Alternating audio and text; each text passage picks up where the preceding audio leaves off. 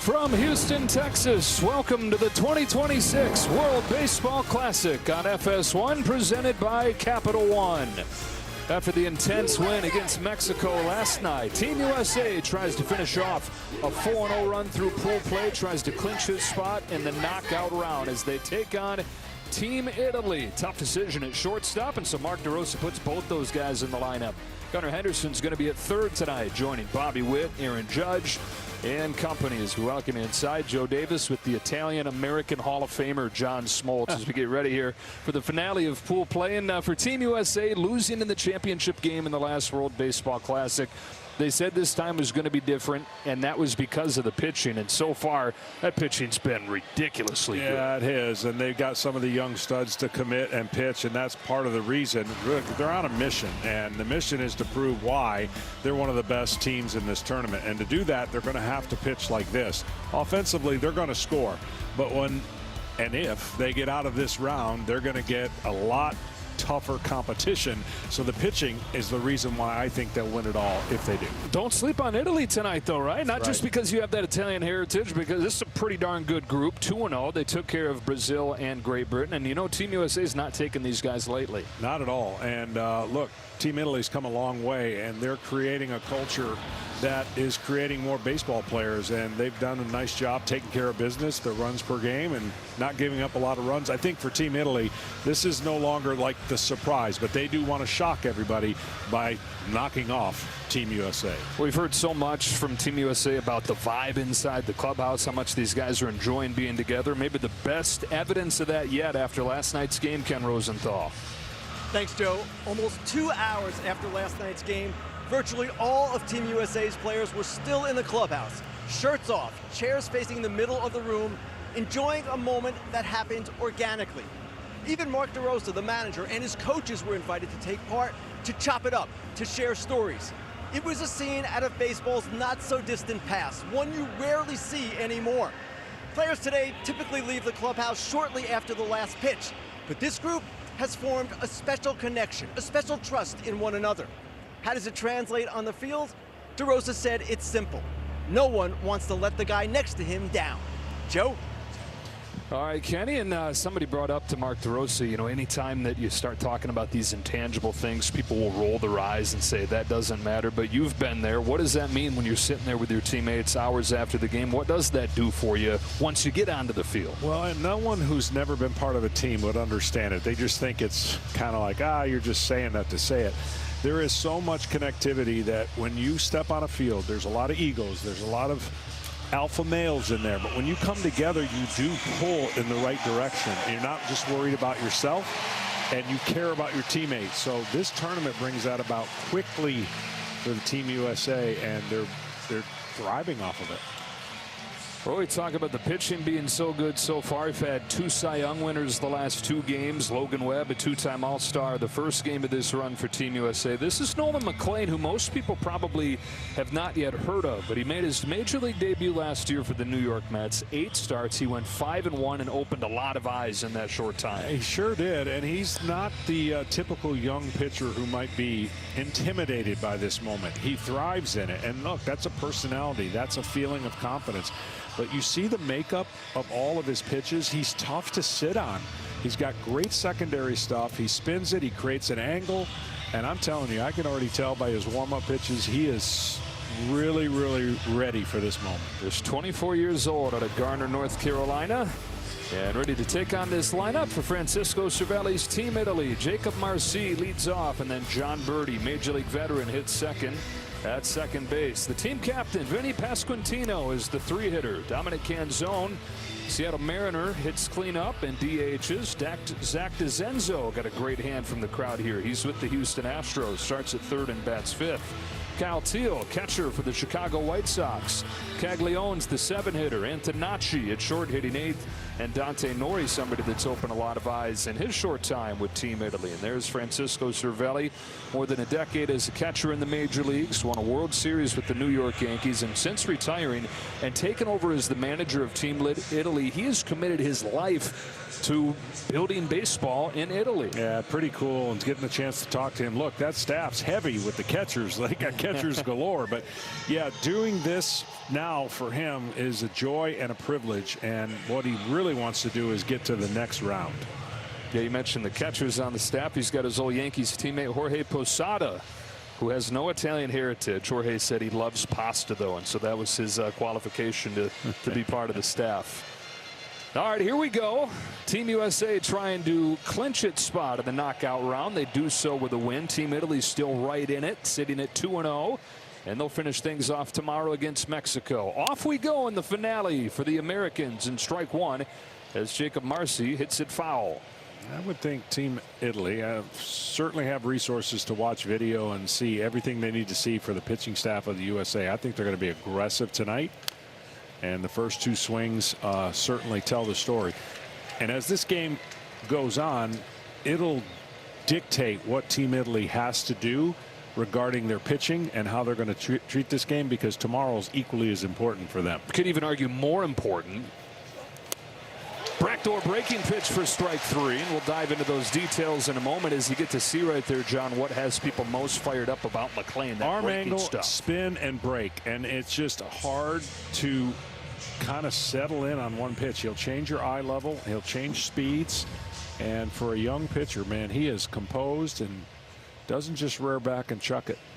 He's got a strikeout for the first out of the ball game. That makes it 47 strikeouts to just 2 walks for Team USA pitching. That's a strike on John Birdie. Just to finish off that thought about what Italy's playing for tonight versus tomorrow, there's a scenario where they could win tonight and still not get into the knockout round. They could lose tonight, but if they win tomorrow, even after losing tonight, that guarantees that they'd be in, because then it would just be a two-way tiebreaker, and then it comes down to a head-to-head, which they would have won by beating Mexico. And they went to the knockout round in the last World Baseball Classic when Mike Piazza was the manager of Team Italy. You think Italy, how in the world do they have baseball players competing with Team USA, going 2-0 in this event so far? Well, there are 22 players on Team Italy with Major League experience. 21 of those born in USA. The guys of Italian heritage that maybe didn't quite make the cut for Team USA, wanted to be involved in this event, getting the chance with Team Italy. Ned Colletti, the former general manager of the Dodgers, putting together this roster. 2-2 to Birdie, is swung on and missed. Another breaking pitch. A pitch that Mark DeRosa calls a John Smoltz slider. He says that slider is absolutely turning the corner, and it's just a good arm angle. It's got the spin of kind of an Aaron Nola as well, just a little different, funky release. Aaron Nola, by the way, going to start tomorrow's game for Team Italy. Here's the captain of the Italian squad, Vinny Pasquantino, the Kansas City Royals. Guy that George Brett, Royal legend, has dubbed the Italian Nightmare. 32 home runs a season ago for Pasquantino. Third in the American League in runs batted in. It went Aaron Judge, Cal Raleigh, and then Pasquantino. Yeah, and a big park too, right? It's not like he's hitting in a bandbox. Got a little smaller, though. Moved the fences in at Kauffman. And how about this first inning for Nolan McLain? Striking out the side, showing off that breaking stuff. Team USA comes to bat when you come back.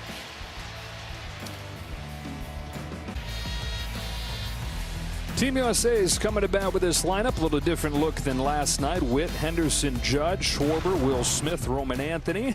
Paul Goldschmidt gets his first start of the World Baseball Classic. Ernie Clement and Pete Crow Armstrong back in there as well. And this is a guy that they're all going to be familiar with. Michael Lorenzen has pitched more than a decade in the major leagues. About half of that with the Cincinnati Reds. He's bounced around in recent years. At the knees with a strike, 1-1 on Witt. 7 different pitches he's got. He says he's toying with an 8th. Signed a 1-year contract with the Colorado Rockies. Should be the 17 that he's played for the last 6 seasons. Witt on the ground to short. Sam Antonacci across the diamond for the first out.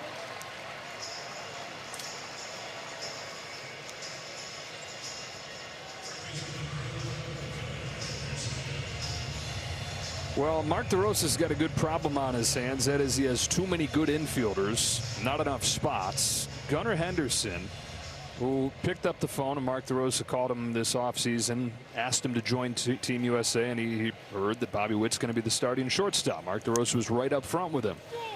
Henderson said, okay, I'm in, but I'm going to force your hand. And sure enough, a couple months later, he gets his first start, and he has a 4-hit game. DeRosa's like, geez, he wasn't kidding. And so he finds a spot for him here, plays third with Alex Bregman getting his first day off. He's playing that premier position at shortstop in Baltimore, and of course Cal Ripken Jr. being the man over in Baltimore. But this young man has so much potential, and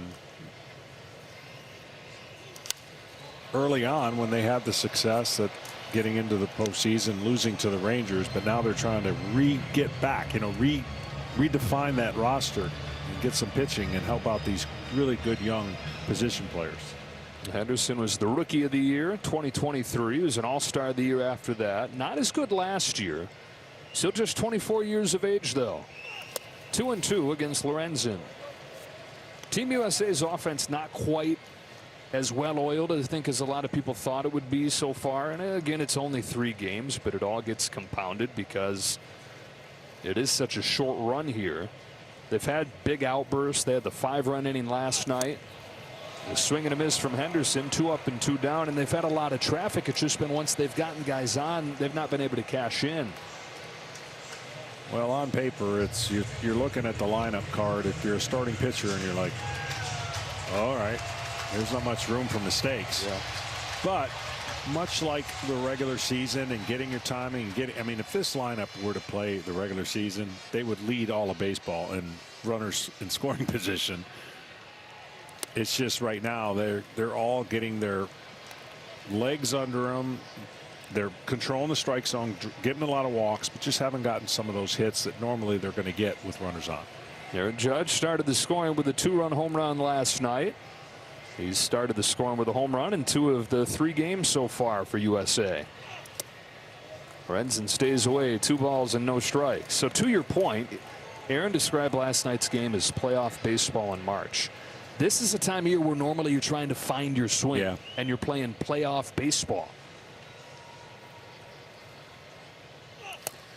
Well, this will be a good test for Lorenzen because pitching in Coors Field is like facing this lineup every inning. Getting 3 outs at Coors Field is definitely in Denver is a challenge. So that'll be the same challenge he has navigating getting 3 clean outs in this game. That's a 4-pitch walk to Judge, and that's a life that he chose, signing as a free agent this offseason. Well, the inning kept alive, and up comes Kyle Schwarber. Got to be careful if you're Lorenzen on the first pitch after a walk, because everybody who hits behind Aaron Judge is going to have this a lot during the year, of course, with the New York Yankees. Downstairs, that's 5 straight misses from Lorenzen. Schwarber's big swing came on Saturday night, breaking a bit of a tense game against Great Britain. Opened upper deck home run.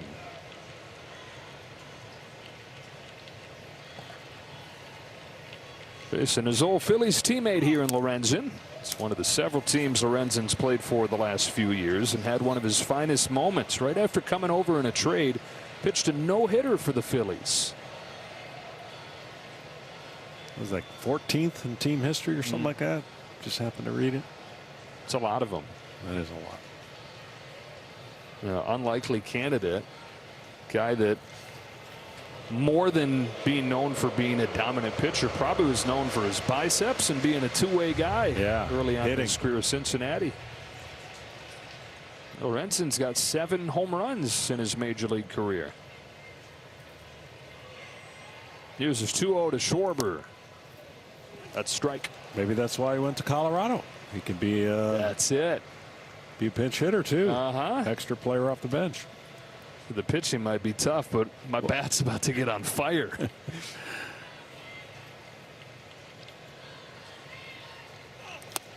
He's only the third free agent starting pitcher to sign with the Rockies externally, so not a re-sign, in the last decade. Yeah, well, I guess it's not surprising, but still to put numbers to it like that. So he walks Judge with 2 outs to keep this inning going. Now 3-1 on Schwarber, who sends a fly ball down the right field line. Caglianone's over there. He's got it. And Lorenzen's got to score his first inning. On to the second in Houston.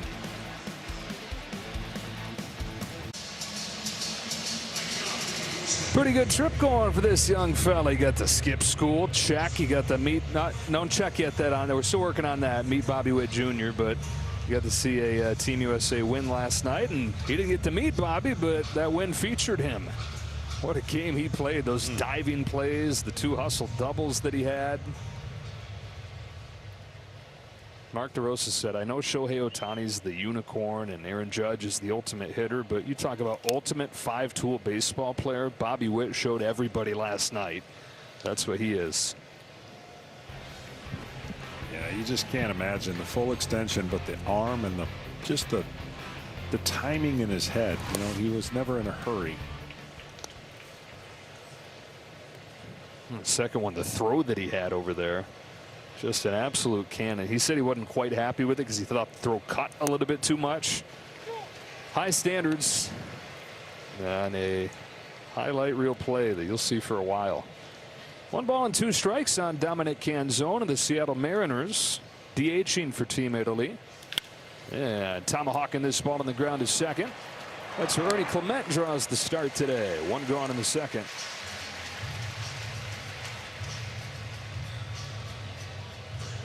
So 4 up and 4 down for Nolan McLean, and for more on the young right-hander, here's Ken Rosenthal. Joe, we're seeing the stuff. It's obvious, but Mets manager Carlos Mendoza says what separates McLean is the way he competes. He actually wants the ball when situations turn uncomfortable. Case in point, his major league debut last August 16th against the Mariners. Bases loaded, 3rd inning, Julio Rodriguez steps to the plate with 1 out. Mendoza said that McLean picked up his tempo, stayed confident in his body language, believed he was going to win the matchup. Sure enough, Rodriguez bounced into a 1-6-3 double play, and McLean went on to pitch 5 1/3 scoreless innings. And it's a guy, Kenny and John, that is still relatively new to pitching, at least to putting all of his focus in pitching. He went to Oklahoma State as a 2-way player.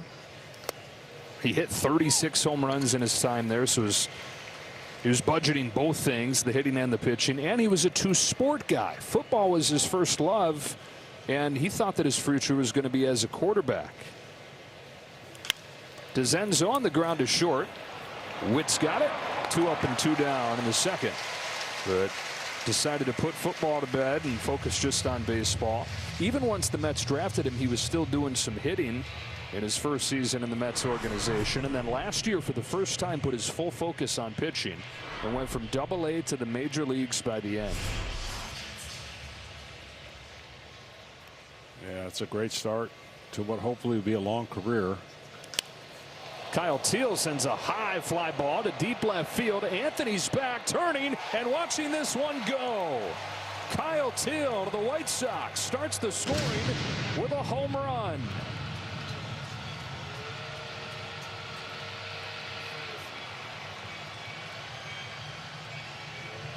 Really good offensive catcher who made his debut last season for the White Sox. About to go get an espresso shot. The celebration for Team Italy. That comes after you put on the Armani jacket. And the captain over there, Pasquantino, has it waiting for him. There's the tailored jacket. Caglianone fouls it off. And here comes the shot. They had to calibrate that espresso machine. There's the kisses on the cheeks. They had to calibrate the machine because it was too hot. It was burning the guys' mouths. 1-1 on Caglianone. You talk about a group having a blast. The team that nobody's really given a chance to make much noise. A lot of young players that are plenty capable. They may not be names that people recognize yet, but we're talking about guys that have either reached the major leagues or big-time prospects. in major league organizations. Came together for the first time a little more than a week ago, and you hear Team USA talking about how close they've grown in a quick time. Team Italy's talking about the same thing. Nick Galetti told us the charter flight over here is one of the coolest charter flights he's been on. Watching all these guys sing Italian songs in the aisles, and a little bit of nice Italian wine might have been involved in that. Caglione gets hit by the pitch, and he's aboard with 2 out. Well, this is just really good hitting, taking advantage of the ballpark. Well, sorry, we're going to see the hit by pitch. That's something when you get hit on the foot, you don't mind it too.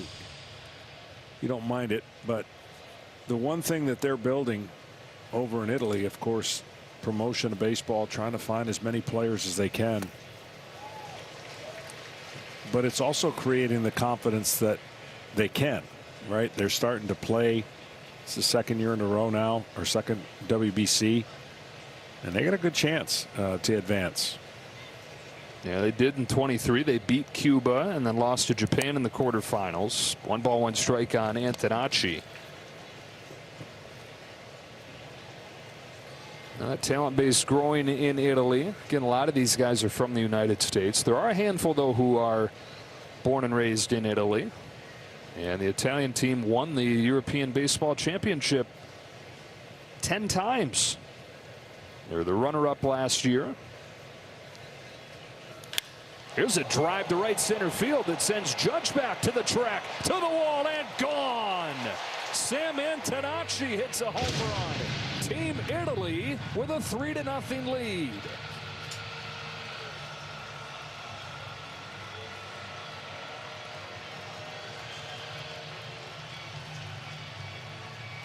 Antonacci, another White Sox, although he's not made it any higher than Double-A, and hit a total of 5 home runs in the minor leagues last year. He's gone deep against Team USA, and Azzurri having all the fun so far. And all the coffee.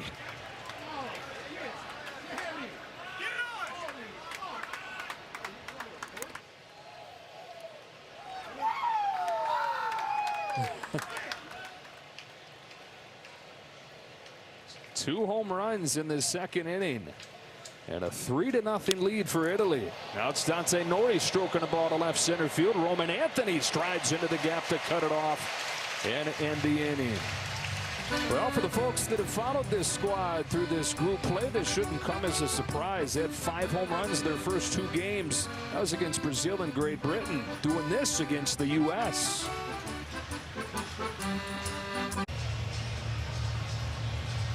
Pair of home runs for Team Italy in the second inning. 3-0 lead. You can show your country pride at MLBshop.com. Check out the largest selection of authentic World Baseball Classic jerseys, caps, t-shirts, and more. Visit MLBshop.com, the official source of all your World Baseball Classic gear. Much different environment here tonight. The chill Tuscan countryside type environment compared to the party that it was last night when Mexico and USA faced off. Will Smith doing the catching instead of Cal Raleigh tonight, taking upstairs. Ball 1 from Lorenzen. Dodger catcher, one of the heroes of Game 7. It's amazing to have a home run that wins a Game 7, and it's not the home run that people talk most about. The whole thing was amazing. It just, I still try to replay that in my mind about having been there, done that in my own experiences, being a second away from winning. Or how about a right center field? Marcy and Caglione. It'll be Caglione and right. I mean, for the longest time, looked like it was going to be Blue Jays in 7. And Miguel Rojas, the tying home run with everybody focused on the guy that was on deck, and Shohei Ohtani. And then Rojas, a swing that changed everything. 1 away in the second inning. Lorenzen pitching with the lead as he faces off with Roman Anthony. Chops the first pitch into the ground. Pasquantino at first. 2 out. Now, first day off for Bryce Harper. See him over on the bench. That's because Paul Goldschmidt is making his World Baseball Classic debut.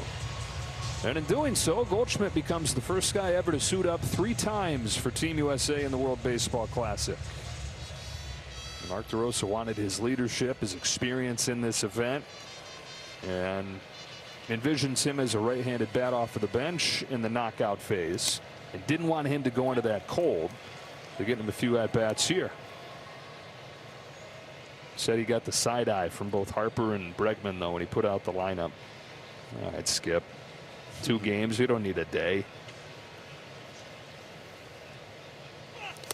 I got to give Mark a lot of credit. There's no real big upside of being the manager of Team USA with the expectations, the building of the roster, manipulating all the do's and don'ts from organizations and players and pitchers. And over to first, Pasquantino feeding Lorenzen, and he works a quick inning, 7 pitches after Italy takes the lead. Welcome back to Houston. Team Italy leading Team USA 3-0. We're here with Italy manager Francisco Cervelli. Francisco, Sam Antonacci, one of several young players that you're very impressed with. What is it about those guys that has stood out to you most? Well, the energy, the passion, the attitude is always right. They want to play. They want to be in the field, so that was impressed me. I think this game is all about attitude. Michael Lorenzen, what did you like about him that convinced you to start him tonight? Well, I faced him so many times when I play. For me, it was nasty. This is a perfect guy for this kind of games. He's not scared. He knows everyone, so why not? Francisco, to get to the next round, the knockout round, what would it mean for Italian baseball? It means the world. It means we're doing something right, and we're going to continue to do it, and we're going to continue to help the young guys in Italy. Francisco, thanks a Thank lot. you very Good much. luck. Yeah, Francisco signed a 4-year commitment to be the head of the Italian baseball club. The top of the order here, Jacob Marcy leads off, takes a ball. It's 1-2, and he said his whole goal is that he leaves Italian baseball in a better place than he found it, and put tires to the road to make that happen this offseason. He spent 6 months out of the last year living in Italy. Said, yeah, it was a beautiful time to be able to hang out, relax, but also he drove 15,000 miles around Italy in a van trying to uncover baseball talent, trying to spread the game, doing some coaching, doing some managing, doing some scouting, and just growing the game over there. yeah, totally different perspectives for each manager.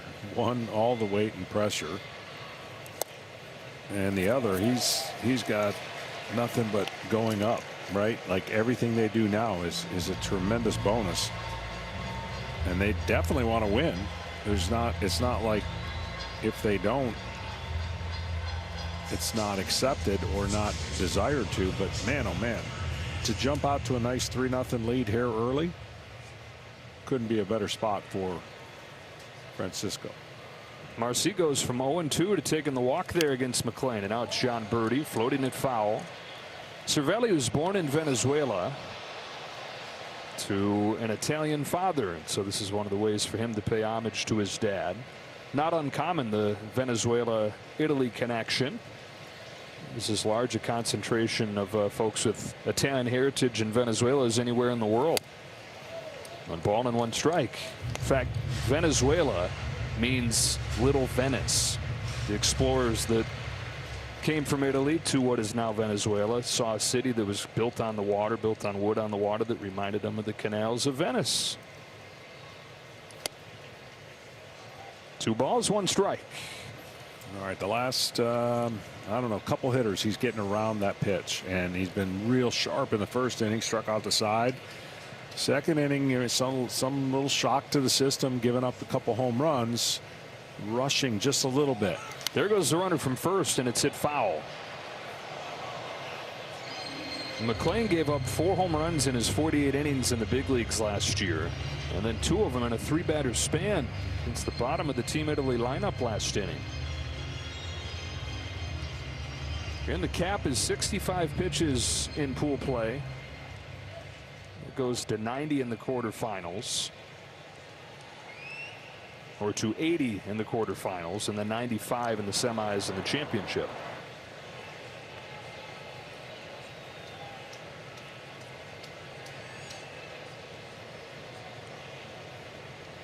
Marcy, great speed over there at first base. Stole 61 bases last year.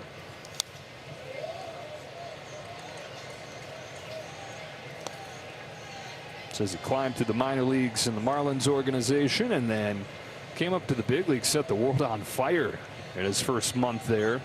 Rookie of the month for the Marlins.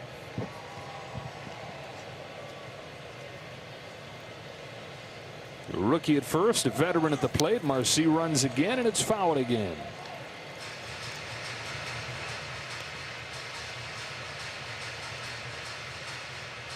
Birdie parts of 8 seasons in the big leagues. Spent last year with the Chicago Cubs.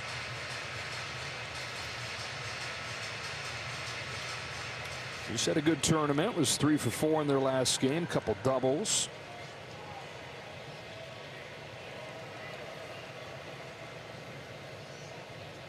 Marcy not going this time. Birdie lifts a fly ball to center field. Back goes Pete Crow Armstrong. Plenty of room. Marcy tags. Thought about it, but a good throw from PCA, and back to first goes Marcy.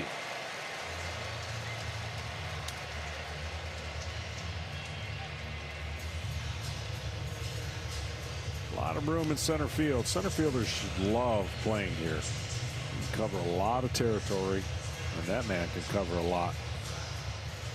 Like it a lot more than they did when Tal's Hill was out there. Yeah.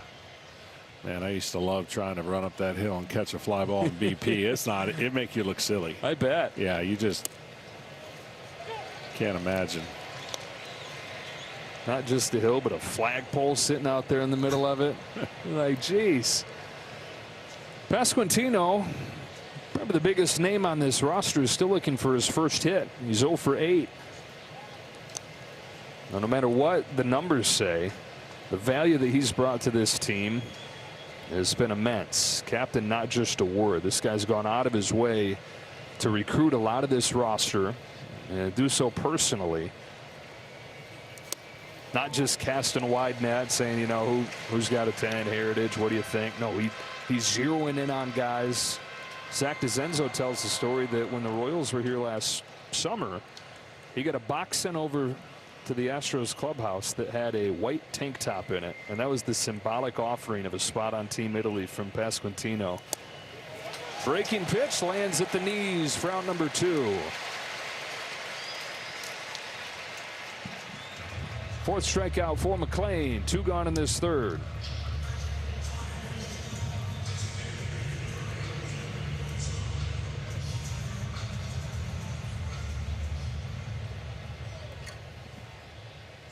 Paul Skeens so good last night. Those 7 Ks over 4 innings.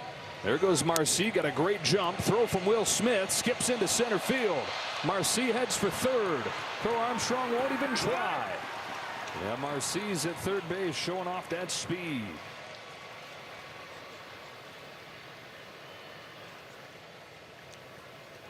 So stolen base and then an E2. And now Marcy's 90 feet away with 2 gone.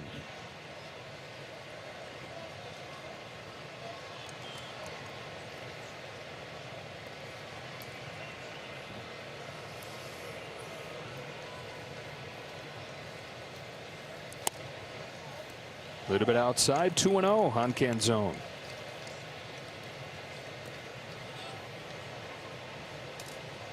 Big 2-out situation here for McLean because already trailing by 3. And piling up the pitches and everything that is so important about this tournament are the runs that you end up giving up if you find yourself in that 3-way tie. And the way that that 3-way tie would happen would be if Italy were to win this game and then lose tomorrow to Mexico. You'd have all 3 teams at 3-1, and then it does come down to get your calculators out, get your grids out. But to your point, it's all about run prevention in that case. Yeah, and it's only run prevention, which you educated me on, and amongst the 3 teams, not in the pool. Because if it was in the pool, I think USA would already be safe. Yeah, the way they dominated Great Britain and Brazil. That's downstairs for ball 4, and the second walk of the inning drawn by the Italians. First and third for DeZenzo. See, sometimes pitchers, I mean, obviously this is the middle of spring training, but if this were a season game in the season, sometimes when a hitter shocks your fastball or takes a pitch out of the yard a couple times in this game, you get a little shy with it. You don't need to get shy with it. And it seems like the breaking ball's gotten heavier and heavier usage, which it's a big part of his repertoire. Don't get me wrong. It's just you can't forget about executing your fastball as well. Andy Pettitte, one of the best big game pitchers there ever was, out there to talk with McLean.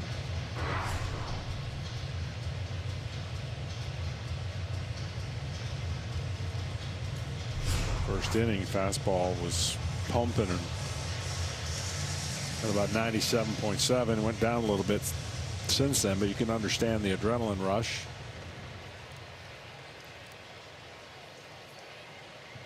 Three runs in the second inning. Italy looking for more here. Marcia at third, Canzone at first, and DeZenzo, who's battling to make the opening day roster for the Astros, up at the plate 0 for 1 with a ground out.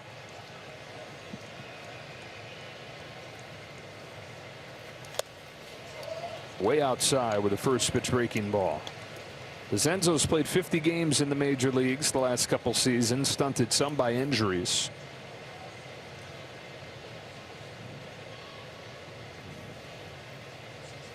A 1-0 from McLean, takes it way outside, ball 2. And you've got Kyle Teel, who went deep his first time, waiting on deck. Getting close to that 65 pitch mark.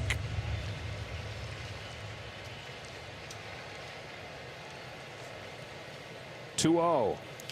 Chopper over the mound to second, and Clement has to take him right to the bag. So Italy strands a couple this time and leads this game 3-0.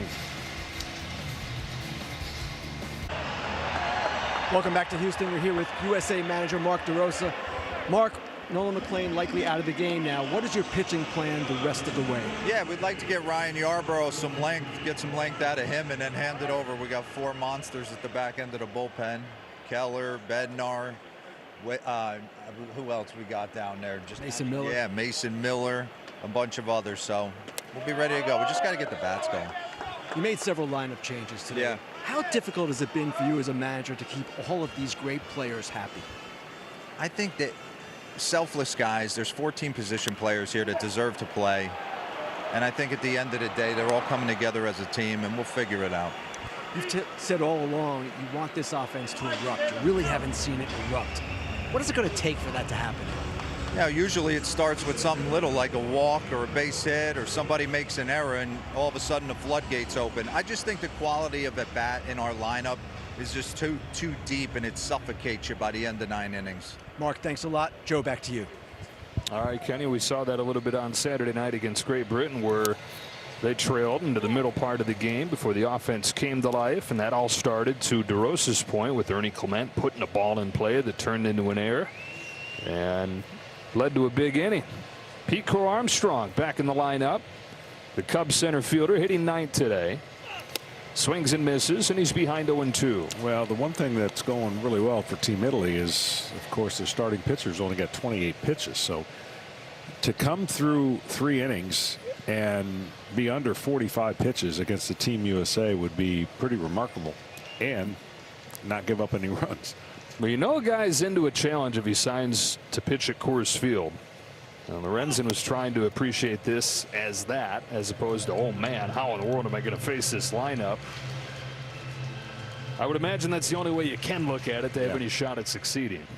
Yeah, I mean, the old cliche, 1 pitch at a time, 1 batter at a time. Certainly when you're going through a lineup like this, that's the only way you can approach it.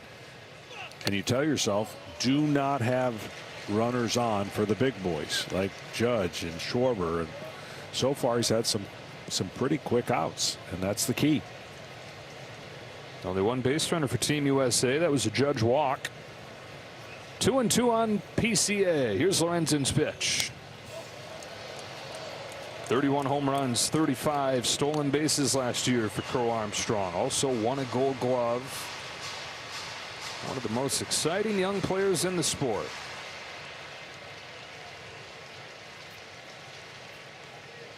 Sammy Sosa, the only other Cub with a 30-30 season. Lays off this pitch.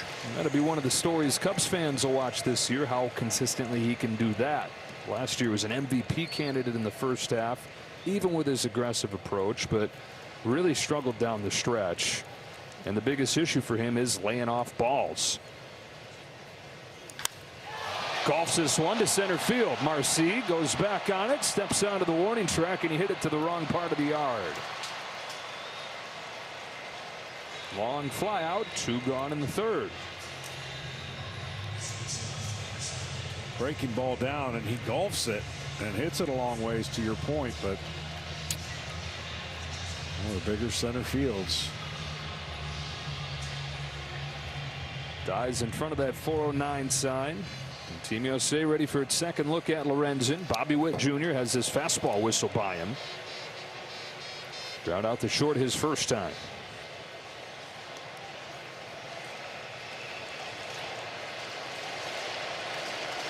And the crowd, which has been hushed so far, going to breathe a little life into the home team.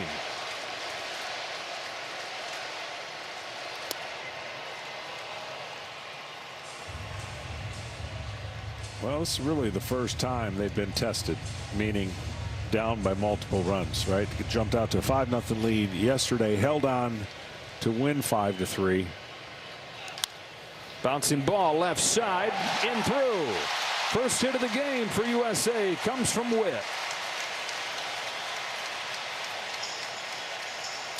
And these can be good things for a team that is expected to kind of run over most of their competition. As you see, Bobby Witt was going to be a hit no matter if he fielded it or not. But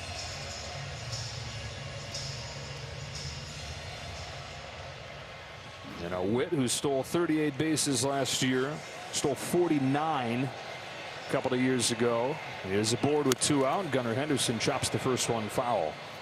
There was a time last night where Witt was on second base, but with the big hitters up, and he had a good lead, but he decided not to run, and afterwards went over to Mark DeRosa and said, what do you think about that? I don't want to run while Judge is up, while Harper's up. What do you think? And DeRosa told him, look, I want you to do whatever you think you can do.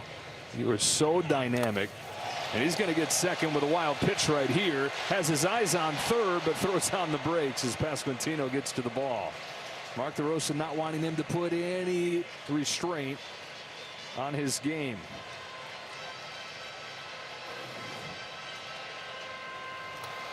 this is one of the farthest wild pitches you'll ever see on the ricochet. So into scoring position for Henderson. On a 1-1 from Lorenzen. He can't lay off. It's in the dirt. Witt takes 90 more.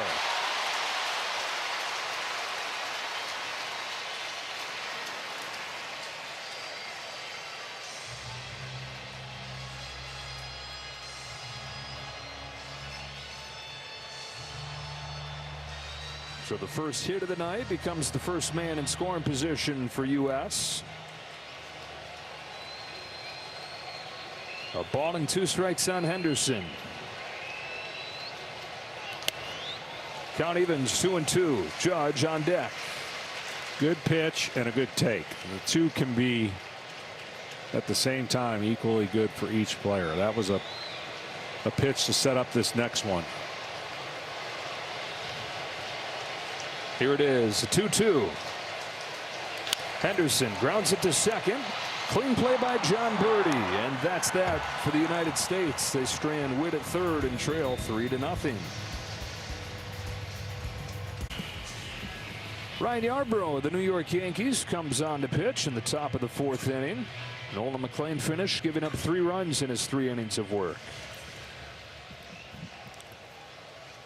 Yarbrough, 34 years old. He was a lifesaver for the Yankees for a lot of the first half last year. Some of the injuries they dealt with in the rotation. Ball 1 on Kyle Teel. If you look up the definition of funky, Yarbrough might be the answer. He is funky and changes speeds and arm angles and to hit her all off balance. Yeah, giving a different look to Kyle Teel here. Teel, who hit the first of the 2 home runs for Italy in that 3-run second inning. a former top prospect of the Boston Red Sox in the Garrett Crochet trade. He was one of the key pieces and then made it to the big leagues last year. Had a promising debut. He grew up in New Jersey as a big Yankees fan. And he mentioned that one of the assistant coaches for the Yankees is Jorge Posada. That was his hero as a kid. And Cervelli said that's exactly why I brought him here, to pair him with a young catcher like this and teach him what he could. So you got benefiting from learning not just from Posada but from Cervelli as well. He was Posada's teammate on some of those Yankees teams.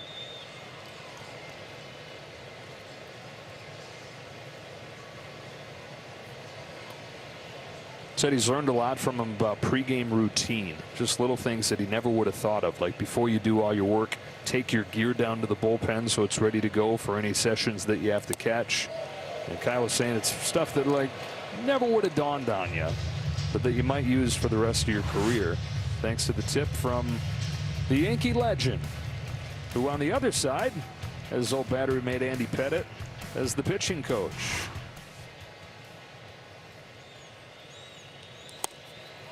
That's a walk for Teal to open up this fourth inning.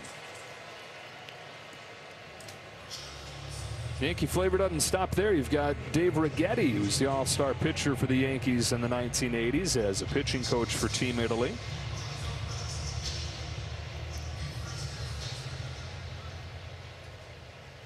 More wins in the postseason than any pitcher ever.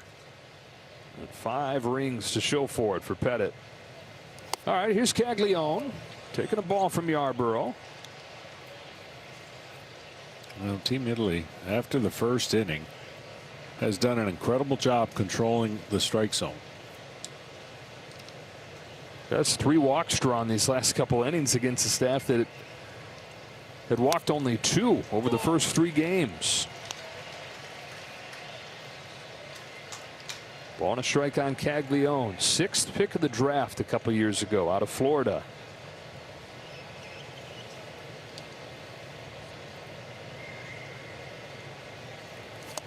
Wave and a miss. It's some of that funk.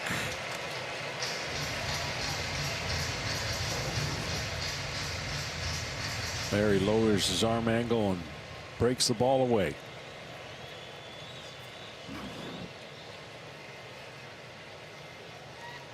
Yeah, now the 1-2.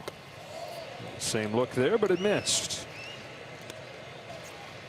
Caglione dominated the minors last year, went from AA to AAA to the big leagues, and first taste of the majors. Even a guy that stood above the rest in college baseball, hit just 157, really struggled in his first taste. Hits this one hard to right field. Judge will turn and watch it fly. Caglione has hit the 3rd home run of the game for Team Italy. They're going to need a fresh bag of beans over there in that dugout. That's one of the longest tosses of a bat you'll see in a home run.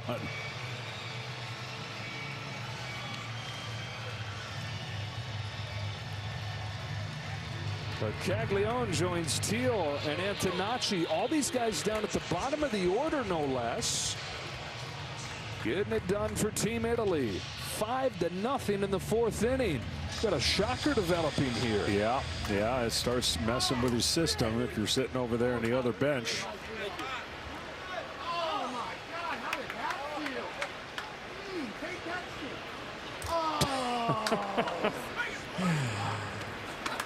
Oh, man. Pasquantino, clearly beautiful human being. Strike 1 on Antonacci.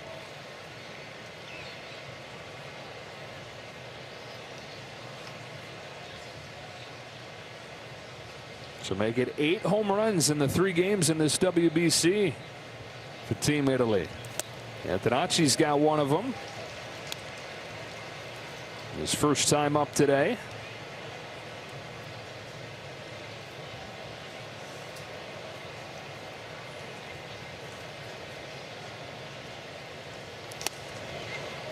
So again, you start to think, what would this mean? Team USA losing off to a 3-0 start in pool play. This is their final game of pool play. They're not yet assured of a spot in the quarterfinals.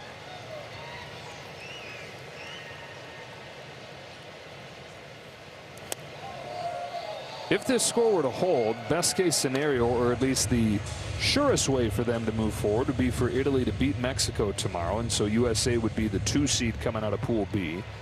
Italy in that case would win the pool at 4-0.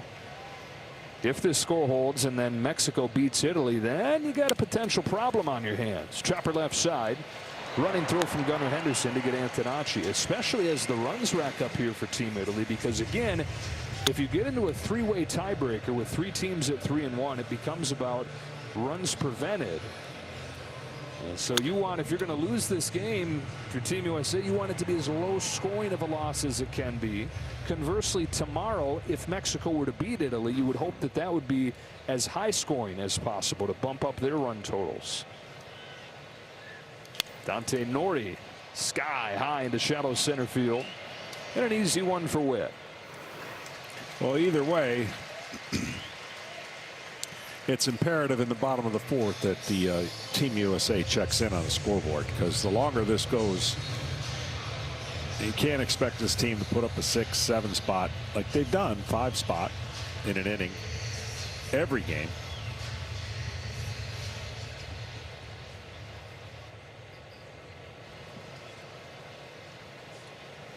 But yes, this is a little bit shocking. Back to the top in Marcy. Spinner for a strike.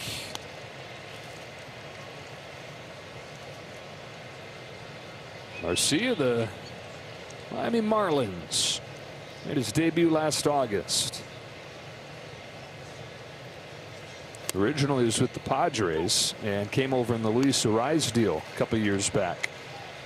Arraez, by the way, I see doing it again for Team Venezuela. Seems like he turns into a big power hitter every time the WBC gets going.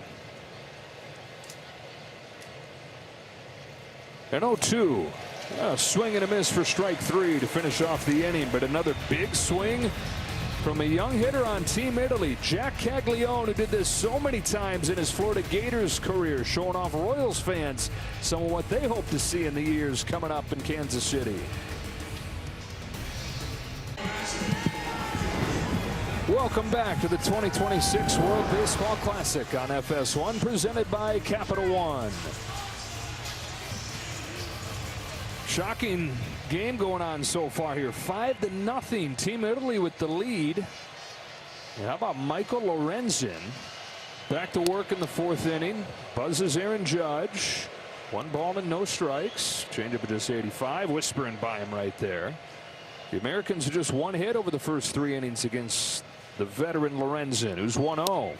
Is a strike. He's done a great job changing pitches. He's not thrown really 3 pitches in a row in any same quadrant, and he's mixing them up. You talked about, what, 7 pitches, looking at 8.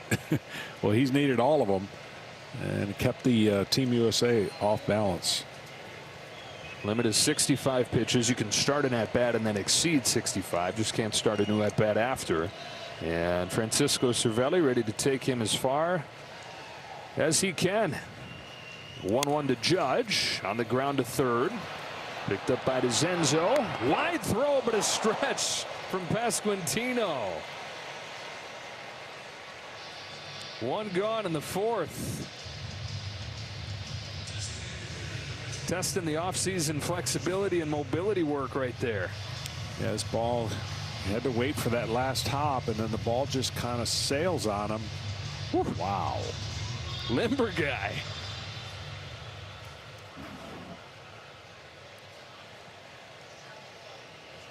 Schwarber with the bases empty.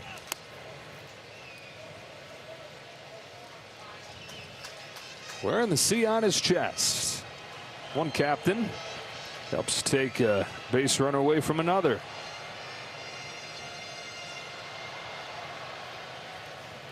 On a 1-0 pitch, Schwarber swings through it, 1-1.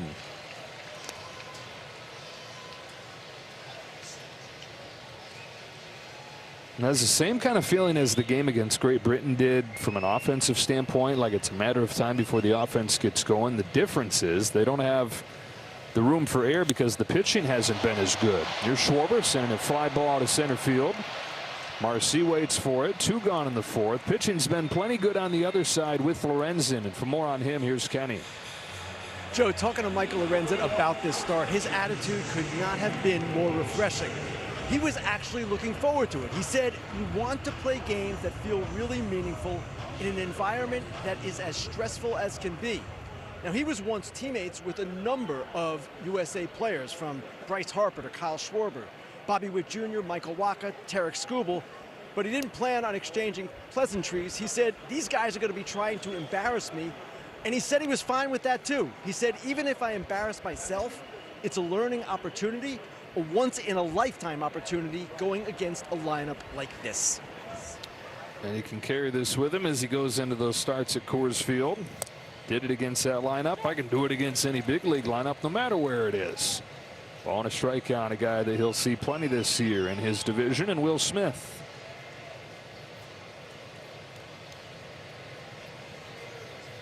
Lorenzen's 1-1. Inside, ball 2. The stud outfielder at Cal State Fullerton. In fact, more of an outfielder than he was a pitcher for a lot of his time there. Wanted to just focus on center field. He begged his coaches, Babe Ruth style, I don't want pro teams getting the idea that I can pitch too. Smith goes down the line into the left field corner. Headed for second with the first extra base hit of the game for Team USA. 2-out double, Will Smith. Well, this young man that's coming to the plate, he won't expand the zone, and he's already been wowing his manager, Mark DeRosa.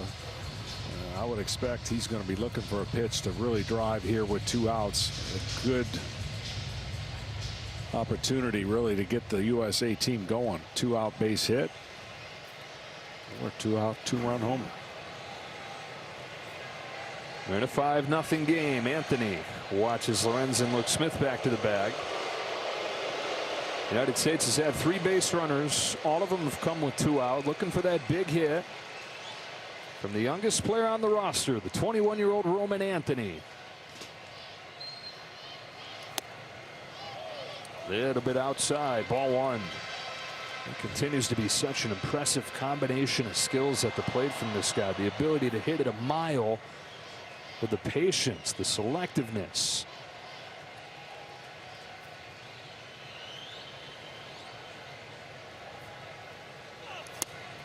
One and one.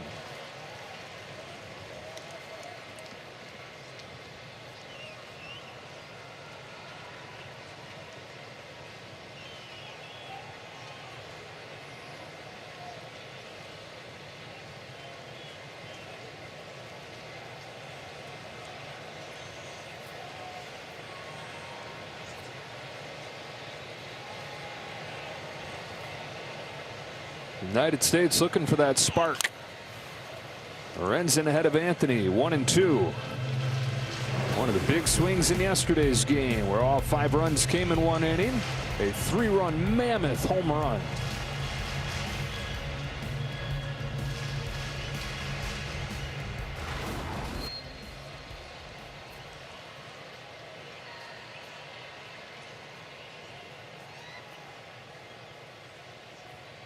The 1-2 pitch. Fouled off, stays alive.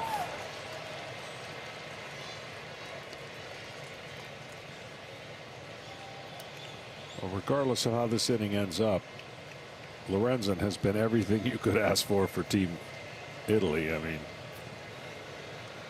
giving them a legitimate chance to win this game by putting up zeros.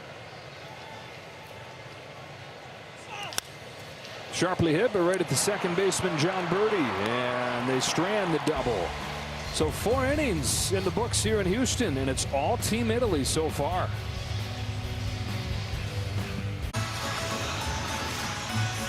Team Italy having all the fun in this game. 3 shots have been pulled as 3 shots have been hit. 5-0 as they try to get to 3-0 and pull off what would be the biggest win in Italian baseball history. Got home runs all from the bottom of the order. The 6, 7, and 8 hitter all fine in the seats. Teal, Caglione, and Antonacci. Wearing the blues, by the way. Azzurro, Italian for blue. Yeah, I learned something today. You really You really enlightened me with why they're wearing the blues. John Birdie here, the two-hitter against Yarborough, takes a strike on the inside corner. Before the Italian Republic, the House of Savoy had blue in its flag, and the World Cup team in 1934 in Italy wore blue as a nod to that part of the flag and won their first World Cup. And so a tradition was born where that became the color that not just the World Cup team but all their international sports teams wear. Azzurro. So Azzurri, the Blues, with a 5-0 lead.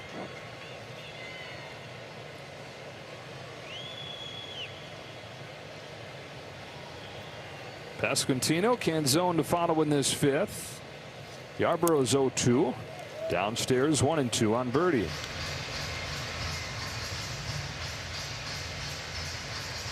Nine big leaguers all time have come from Italy.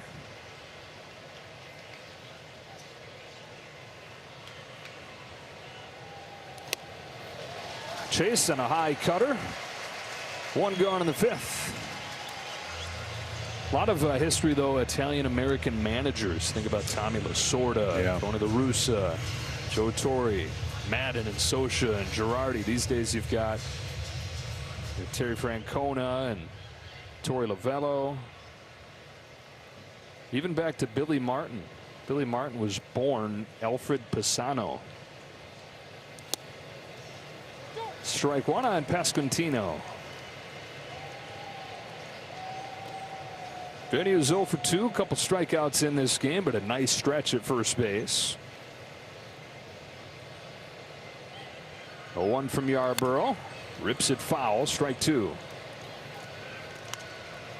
Vinny, like Francisco Cervelli, said his whole goal in this thing is to eventually see a team Italy that's made up of a bunch of guys from Italy.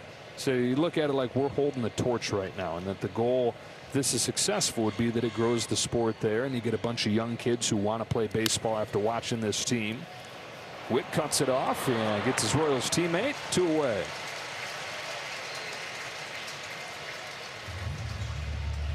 Yeah, growing the sport, creating more field space, and just more awareness. Other sports more popular, of course, but their goal is to make baseball more popular. They're on their way. If this continues. Yeah, this will get some headlines over there. 2 up and 2 down in the fifth inning. Dominic Canzone, who's 0 for 1 with a walk.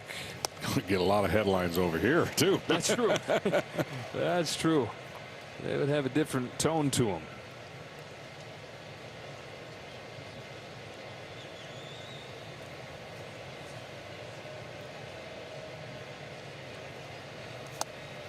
No balls and 2 strikes.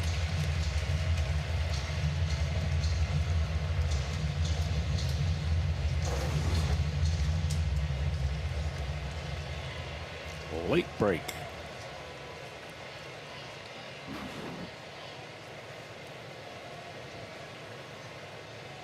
Yarborough lets it fly. Canzone swings and fouls it back.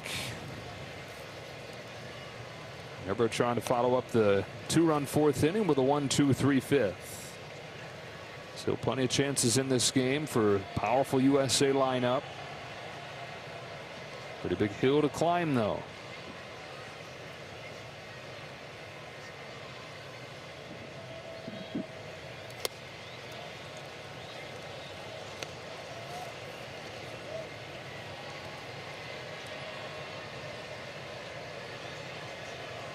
Nobody warming yet. Lorenzen still got about a dozen pitches left. Bottom of the U.S. order due up in the bottom of the fifth. Got evens 2-2 on Canzone. It'll be Goldschmidt, Clement, and Crow Armstrong. Yeah, just now some stirring down there. Dan Altavilla, they have several big league relievers who they can go to. It's gone from 0-2 to 3-2.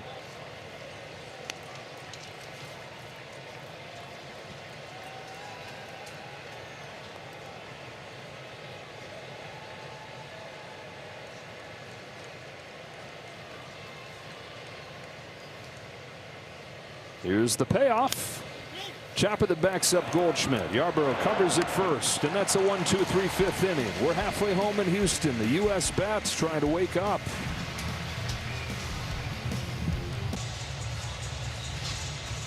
5-0 ball game to the bottom of the fifth inning. From the World Baseball Classic to all the spring training games, we've got you covered. You can get personalized highlights and push notifications just for you. Download the MLB app, the #1 app for live baseball.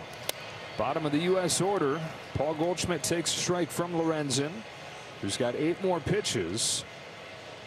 The U.S. would love to get him out of there the way he's going, and you know Francisco Cervelli like a couple quick outs and have a chance to get through one more inning. No balls and 2 strikes on Goldschmidt. Only 2 hits against Lorenzen. He's got just 1 strikeout, but not a ton of hard contact. And very little traffic. Even when USA wasn't scoring in previous games, and again, I know they say wasn't scoring, they're scoring about 10 runs per game, but the stretches where the offense is quiet, they were still putting pressure on. They've lacked that tonight. This has been pretty low stress for Lorenzen. It really has. He's done a great job mixing it up and keeping them off balance. A lot of ground balls, quick outs, soft contact. Here's his 1-2. Goldschmidt just barely gets a piece to stay alive. It's 9 straight innings without a run for Team USA since their 5-run 4th yesterday, or 5-run 3rd yesterday.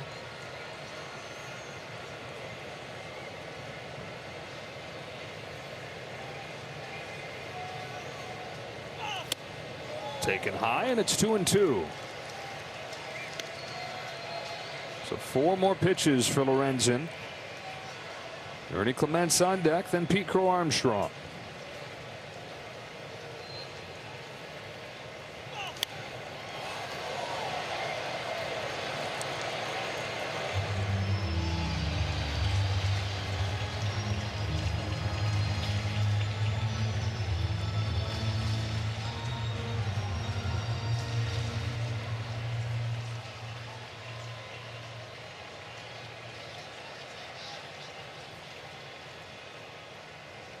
Another 2-2. Goldschmidt swings and misses. Strikeout number 2 for Lorenzen. 1 gone in the 5th, and he gets it done before 65 pitches. So he'll get 1 more hitter here in Clement, for the bullpen will have to take over.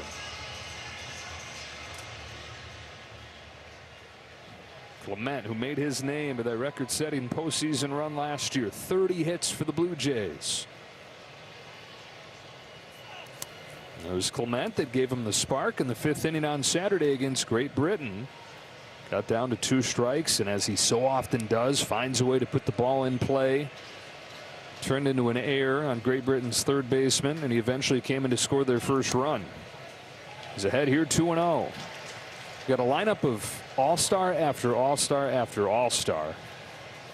And then you got Roman Anthony in there, who's going to be a perennial all-star. Ernie Clement, emblematic of what Mark DeRosa was thinking when he put this roster together.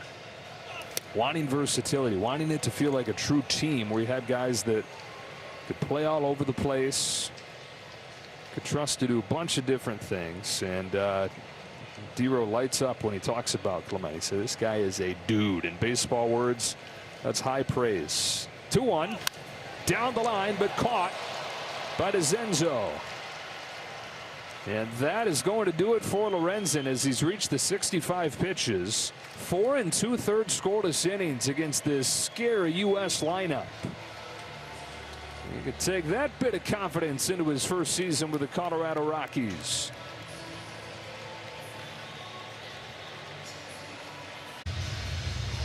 Michael Lorenzen, boy, this is 99th percentile possible outcomes of this game so far for Team Italy, and for Michael Lorenzen, who was excited to take on a challenge. I'm not sure even he could have foreseen this. 4 2/3 scoreless innings against the Americans, and a 5-0 lead as he hands it off to a bullpen that is full of major league pitchers, including Dan Altavilla.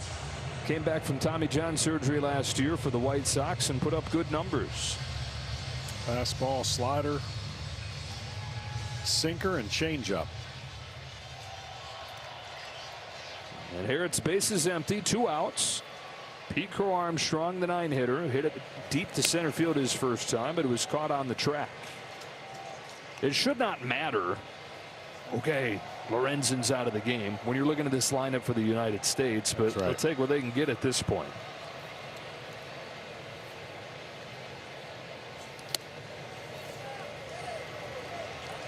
They didn't get the call right there, and it's 2-0.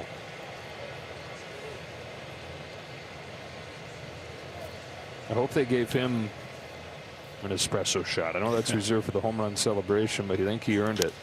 It's a towering drive down the line. If it's fair, it's a no-doubter. It is foul.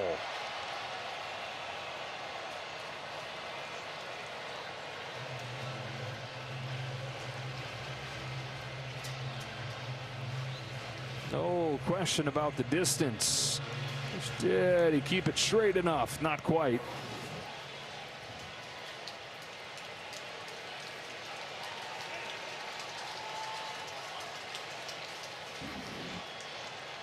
Mark DeRosa.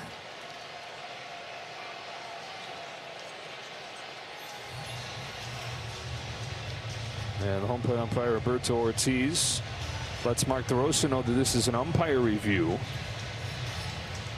They're deciding to take a look at this themselves. For the home run.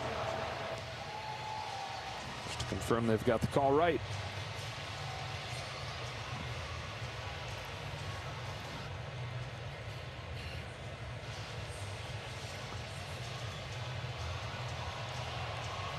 It was so high, they're going to have a hard time seeing if it went over. After review, call on the field is confirmed. It is a foul ball. Well, so they did that quickly. 31 home runs last year for Pete Crow Armstrong, even in a year where Wrigley played like an extreme pitcher's park. Usually it's 2 parks in one. Some days it's extreme pitcher's park with a wind in, but you'll have days where it's just flying out. Didn't have as many of those days last year. Then Altavia, no, you can't come set until your hitter has his eyes set on you. But Pete Crow Armstrong settles back in there. Top of the order, Bobby Witt waiting on deck. 2 balls and 1 strike. Altavia fires, and it's fouled off 2-2.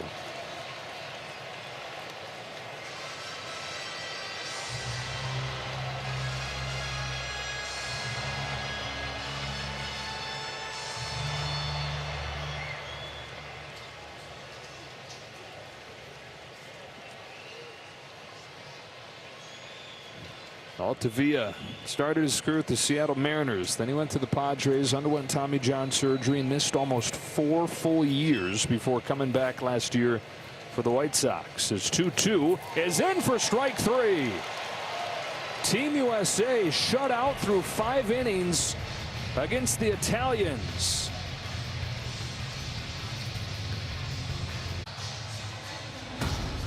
Who will rise up in the world's most famous arena and take the conference crown? The Big East Tournament from Madison Square Garden starts on Thursday on Fox and FS1.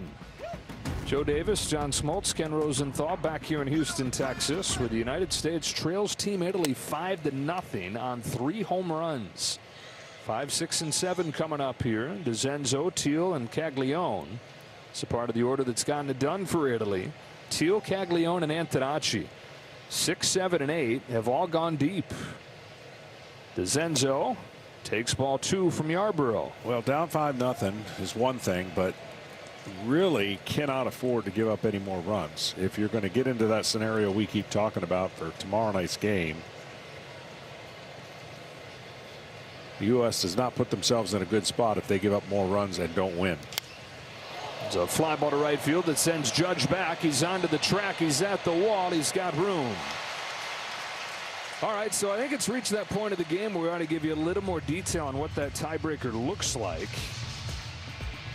When it's a 3-way tiebreaker, you're going to go down to number 2. Runs allowed over defensive out. So that because you have mercy rules, you have some games that are shorter, can change that equation as far as it just being, you wouldn't want it to be simply runs allowed, but that's pretty much what it's going to be because you're not going to have mercy rules in these games between the tied teams.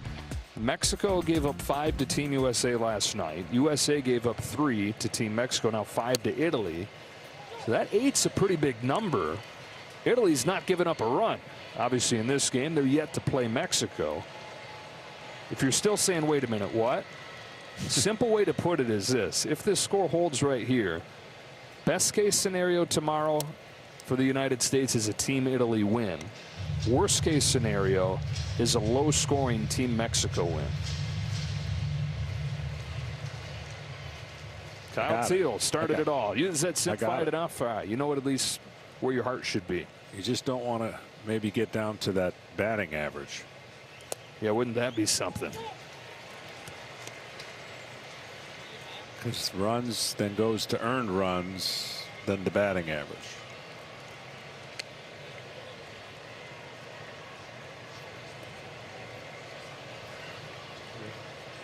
And Team Italy came into the game with about a 350 average. 1-2 pitch. Oh, awkward swing to stay alive. Just protecting right there. It's Teal. Who would have thought that an official score could have an impact on who goes on? Yeah, with the earn run thing.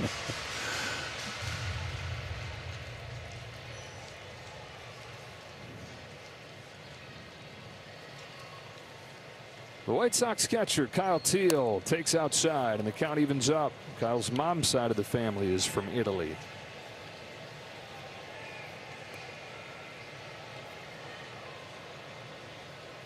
Yeah, that he's loved learning from in this couple weeks with Team Italy and Jorge Posada.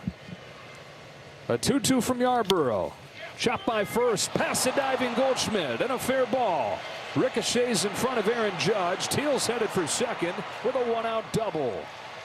Second extra base hit of the game. Kyle Teal, though, appears to be in some pain as he dives into second.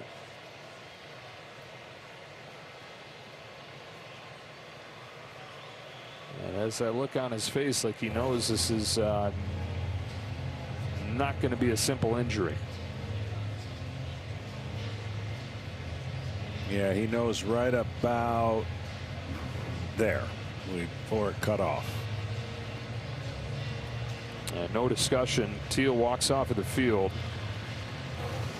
Team Italy upset to see their catcher leave. White Sox fans feeling the same way. One of the bright young studs leaving this WBC game with an injury.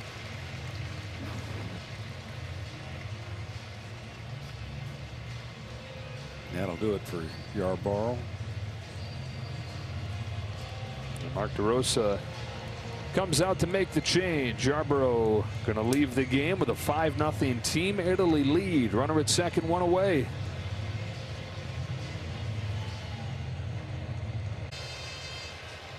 J.J. DeRazio replaces Kyle Teal and will take over the catching duties in a 5-0 game here in the 6th.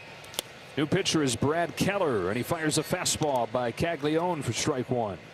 Second appearance of this WBC for Keller. Had 2 strikeouts in an inning of work over the weekend. The new Philadelphia Philly, after he came out of the middle of nowhere last year to dominate for the Cubs. This is the best reliever in baseball in the second half. He had a 0.33 ERA after the All-Star break and parlayed that into a 2-year deal with the Phillies. There's 1-1 to Caglione. Strike 2. Every run important as we talk about that tiebreaker.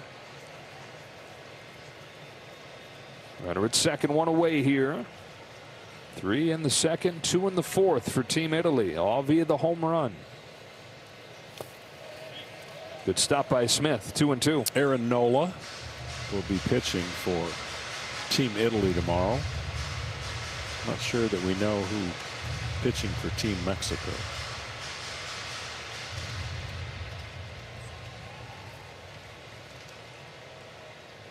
They're really just 2 bona fide starting pitchers on Team Mexico's roster, and so set to look a lot like last night's game did, piecing it together.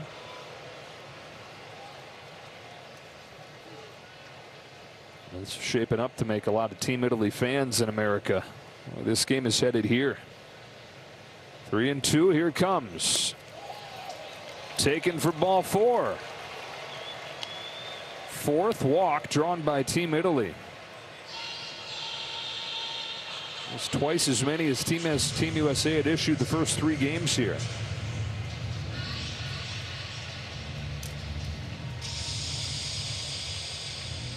And out Sam Antonacci. One of the 3 home runs for this club.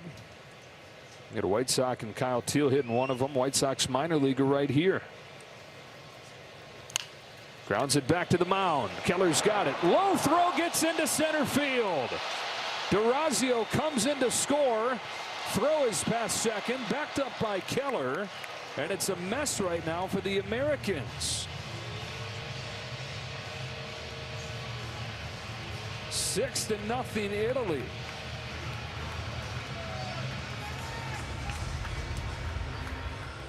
What could have been an inning-ending double play turns into an error and another run. Yeah, he just spikes it. He knows it right away. Gets off the mound and squares up to throw that double play and just throws it into the ground. Dante Nori with the infield drawn in. Infield drawn in, showing the importance, preventing every run they can. Mark DeRosa knowing the equations that he's now looking at. Nori fouls it into the glove. 1 ball, 1 strike. Well, because it is such a short run, everything magnified, and you never like to make too much out of one baseball game, but this stage is different. Every game does mean that much, especially when the expectations are what they are. And the room for error so small.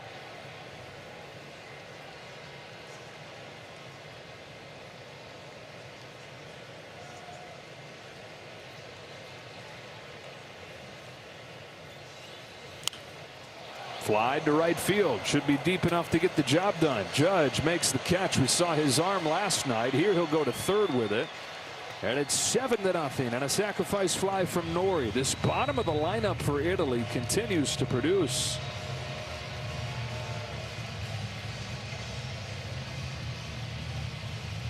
Well, the last 2 runs would be unearned in theory, in case it comes to that. So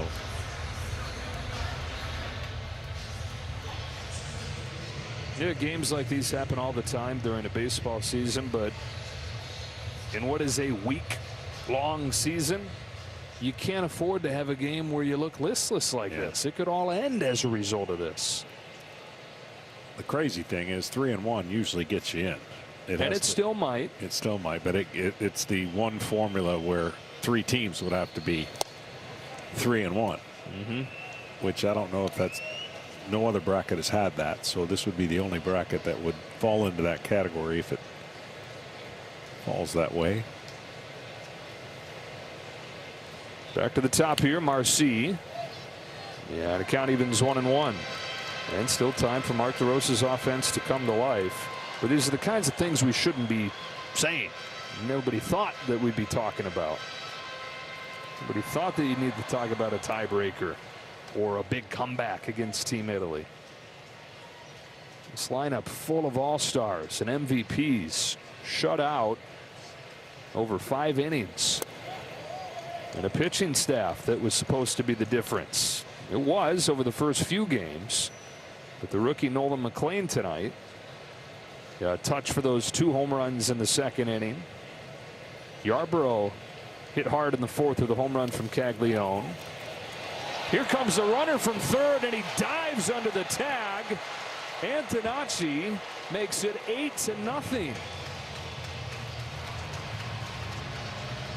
That might be the greatest anticipated ball in the dirt with a runner on third I think I've seen in a long time.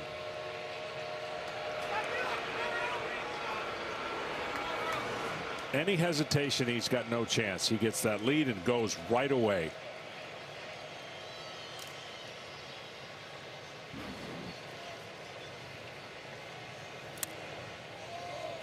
Three and 2. And it's gone from concerning to Panic. Ugly. Panic. Yeah.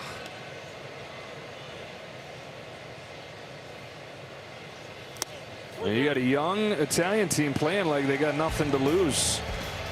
8-0. Italy making this hill turn into a mountain for Team USA. Top of the order coming up in the 6th. Welcome back to the 2026 World Baseball Classic on FS1, presented by Capital One. Updating you on the rest of the World Baseball Classic. Korea used a tiebreaker to advance into the quarterfinals as the 2 seed out of that group, with Japan going perfect in Pool C with a 9-0 win in their final game. Venezuela and the Dominican Republic to decide Pool D, to decide who gets to avoid Japan in the quarterfinal. Bobby Witt almost gets hit by the first one from Altavia. U.S. running out of time, and the deficit has grown to 8.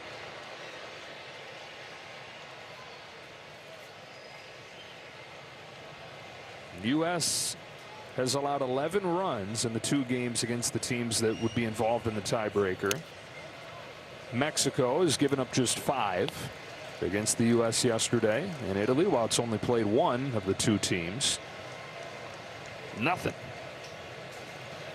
So what this is turning into is, unless things change drastically, the United States probably going to need an Italy win over Mexico tomorrow to avoid an unthinkable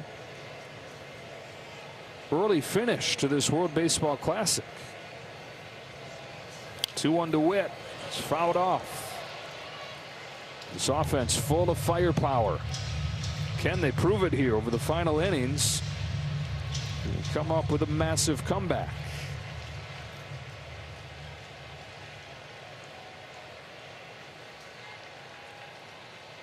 Two to Witt. Fouled off.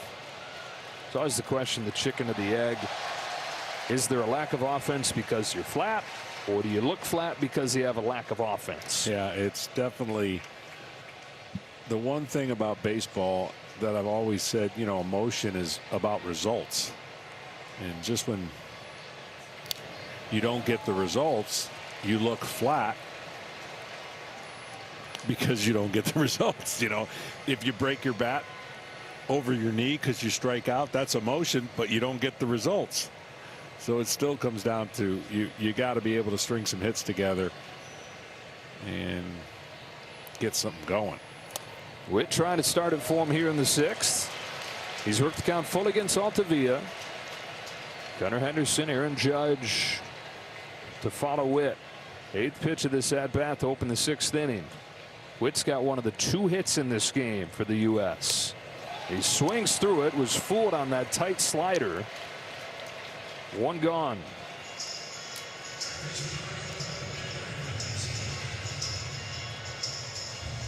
I think at this point, no matter what the final score of this game is, even if the Americans were to pull off a monster upset, mission accomplished for Team Italy in growing the sport for the folks over there watching.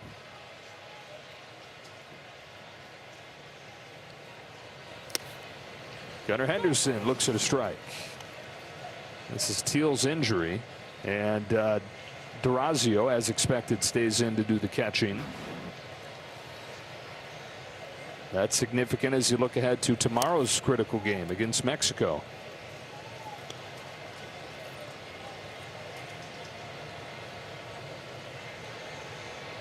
Henderson, after the 4 hits on Sunday, or on Saturday, is 0 for 2 in this one. The one thing about, you know, the earlier games, you know, even when they were down 1-0, there's not enough firepower in those teams' bullpens to keep you down. There's big leaguers, as you mentioned. So the probability goes way up for Italy. That's a drive to right center field off of the bat of Gunnar Henderson to get the U.S. on the board.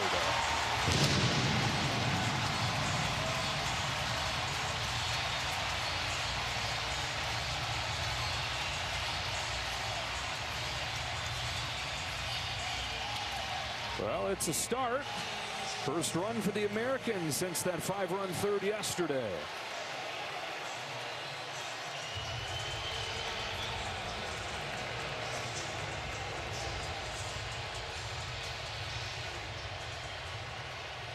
Now Judge.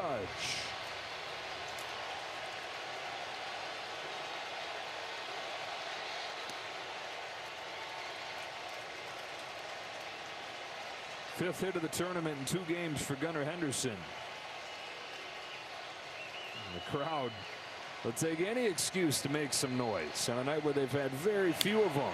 Judge hitting a looping line drive to center for Marcy. And there are 2 out.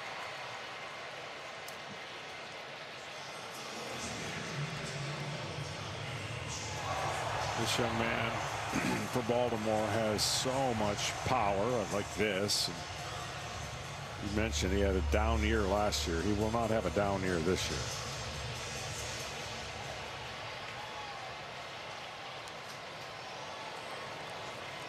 Francisco Cervelli's coming out. Looks like they're going to make a change here with Kyle Schwarber coming up.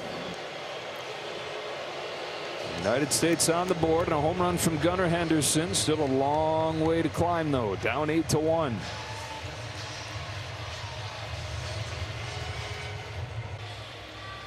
There's only one left-hander in that Italy bullpen, and Francisco Cervelli is going to go to him here for Kyle Schwarber. It's Joe La Sorsa, who's pitched for 3 different teams last few years in the major leagues. Tampa Bay to Washington to Cincinnati.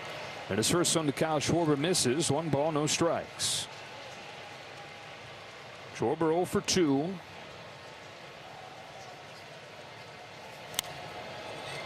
Pops this one back and out of play. 1-1. La Sorsa in his 2nd World Baseball Classic. In his first, after this strikeout to finish off an inning, get out of a jam. How about this emotion? This is not WWE making the entrance to the ring. This is getting the last out. Don't let that guy near the espresso machine. I guess the bases were loaded. Is that sure scenario? He gets ahead of Schwarber 1-2. And yeah, the bases were loaded. Now it makes sense. 27-year-old, born and raised in New York, fires a 1-2 pitch, and it evens up on Schwarber.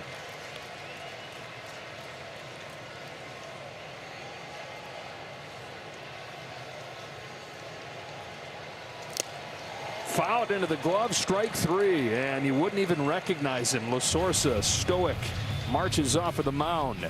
8-1 Italy after 6. Gabe Spire, left-hander from Seattle. A couple years ago, he had an ERA 5.70. Last year, 2.61. Was one of the best left-handers in the American League. Facing 2, 3, and 4 in the Italy lineup here. John Birdie fouls off his first pitch. Well, he much like a lot of pitchers trying to get 2 different fastballs. Sinker and a 4-seam to cover 2 different lanes. And hitters will tell you they hate that. They'd rather sit on one of them or just deal with one kind of fastball.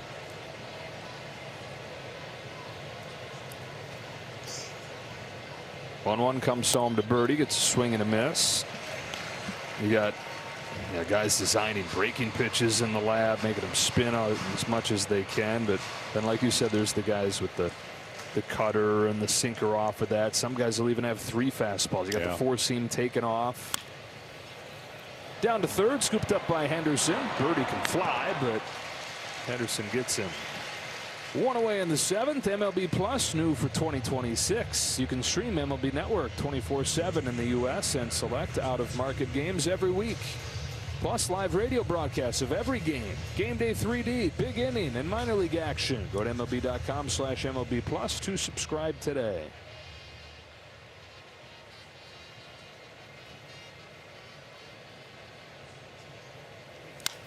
Pasquantino fouls it off his foot.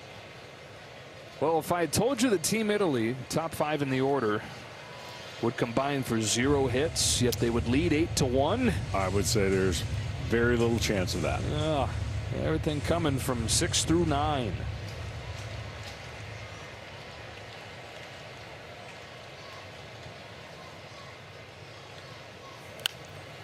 When you have a game like this, I mean, it's human nature. You get a little shock to your system, and it happened with that 2 outs, right? There was 2 outs when the homer was hit. Seemed kind of harmless.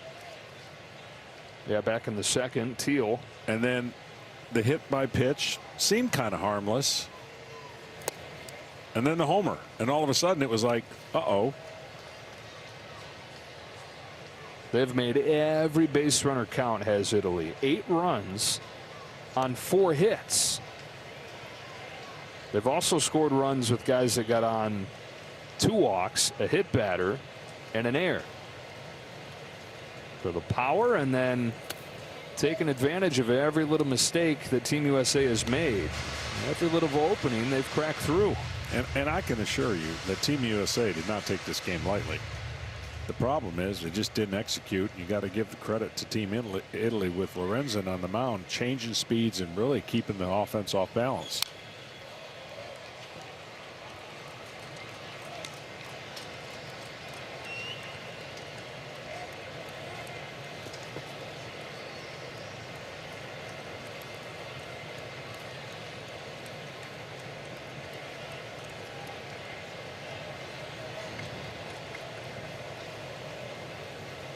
Here's a 2-2 from Spire. Pasquantino bounces it down to first. Paul Goldschmidt will beat his counterpart to the bag, 2 away.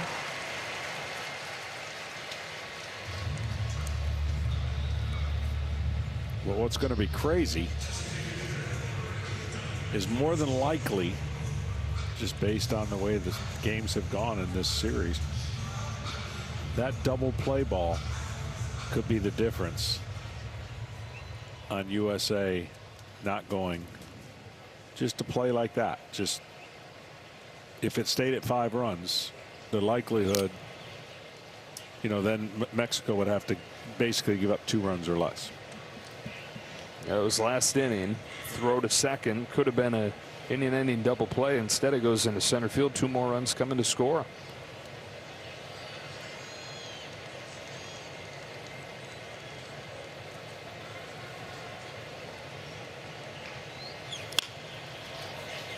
Bounding ball to second, and Ernie Clement, who will throw out Canzone in a quick inning for Spire. Stretch time, 7th inning, 7-run game.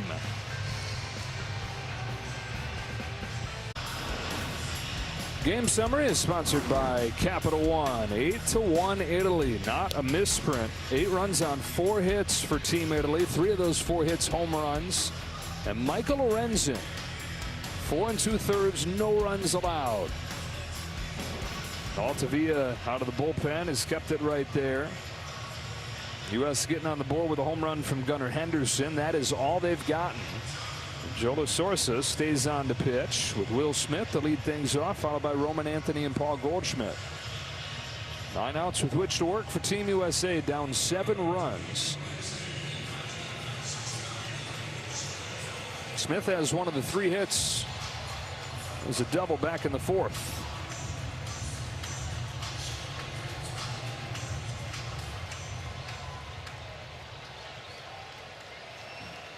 .30 years old and going into his 8th year in the major league. Smith takes a strike. Bryce Harper has a bat and his gloves. I'm sure Mark DeRosa ever anticipated needing to call on Bryce Harper, Alex Bregman on what was supposed to be a day off for them. And none of these guys do you feel like you need to pinch hit for. But in this situation, searching for any kind of spark. Ball and 2 strikes on Smith.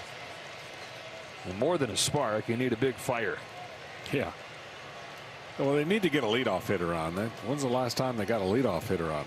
Yesterday. In the 3rd? No. No, you're right.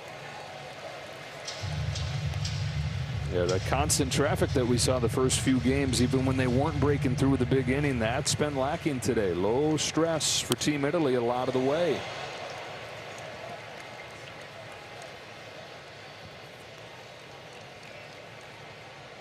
Got to go back to the 6th inning last night to find the last time they put the leadoff man on. 2-2 on to Will Smith. Here comes Lasorsa. Chopper. And to Nachi for the first out.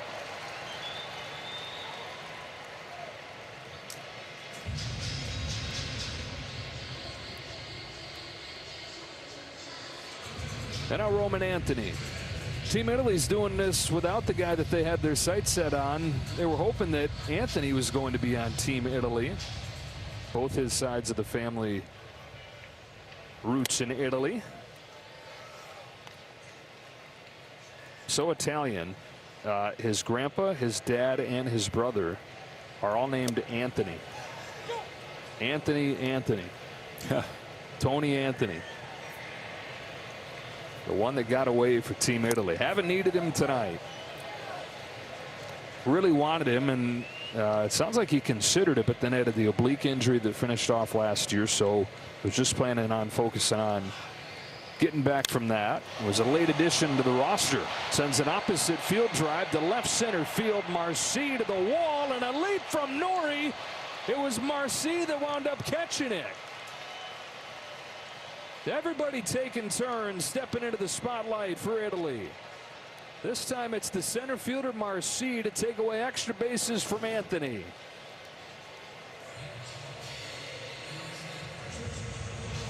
Yeah, this didn't look like they were going to be able to communicate well, but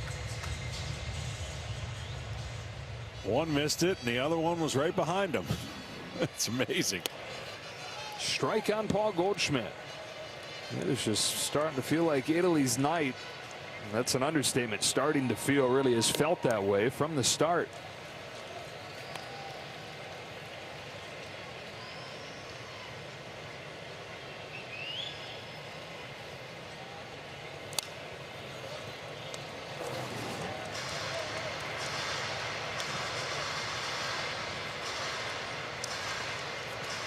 Kind of Andy Pages, Kike Hernandez vibes. Game 7 of the World Series. Goldschmidt through the left side with a 2-out hit.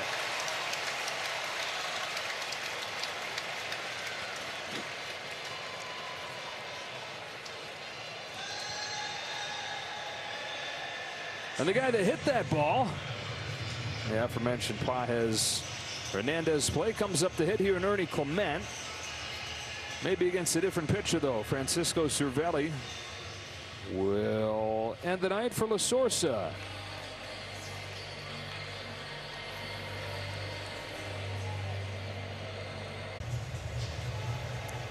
Alec Jacob of the San Diego Padres comes on to pitch with 2 gone here in the 7th. Base hit from Paul Goldschmidt keeps the inning going, and a pinch hitter comes up here for Mark DeRosa. Bryce Terang, the pinch hit for Ernie Clement.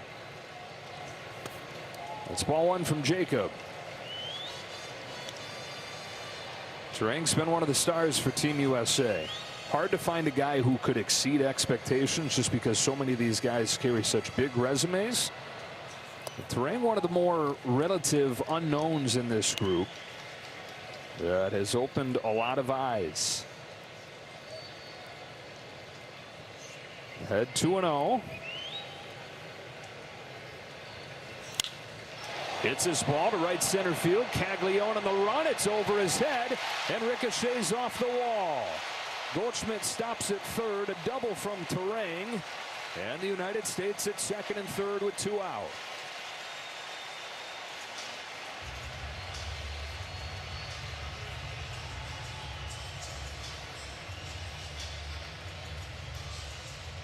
Yeah, don't let his size fool you. He's got a lot of pop in that bat.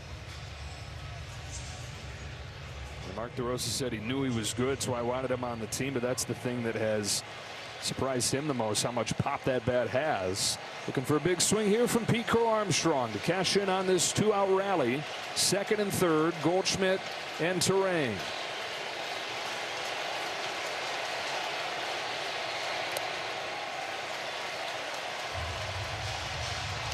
Well, in an era and a bullpen with the big leagues, an average velocity that's way up there, this guy's fastball average was the slowest. Looks a little bit like a wiffle ball, and so you can understand why the swing looks like that. Way out in front. 1 ball, 1 strike.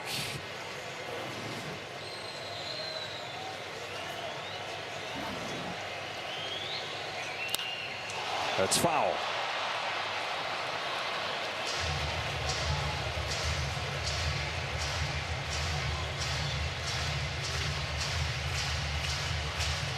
Six base runners in this game for Team USA, 5 of them with 2 outs.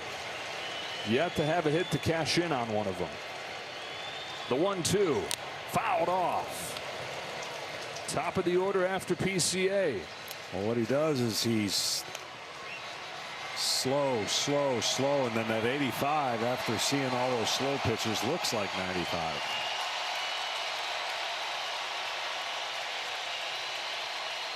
USA cheering for PCA. Second and third, 2 out on the 1-2 pitch.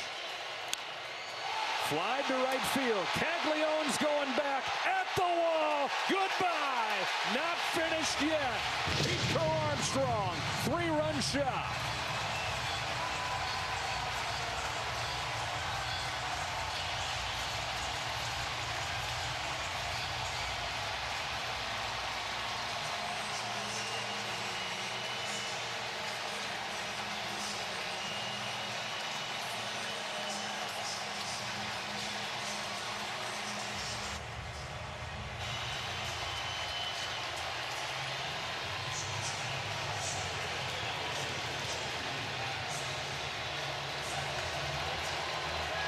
So what looked like a measly 2-out single from Paul Goldschmidt has turned into something more. Turang follows with a pinch hit double. And then on the 2-strike pitch, Pico Armstrong hits a 3-run home run. The U.S. is within striking distance. Another guy that's not big in stature, but boy, oh boy, thunder in his bat.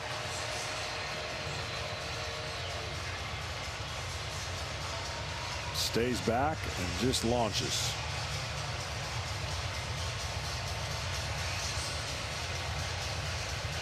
And so the U.S. bottom of the order saying, I see what you're doing across the way, Team Italy. Bottom of their order producing all the offense. 8-4. Now can the big guys at the top contribute? Bobby Witt Jr. 1 for 3.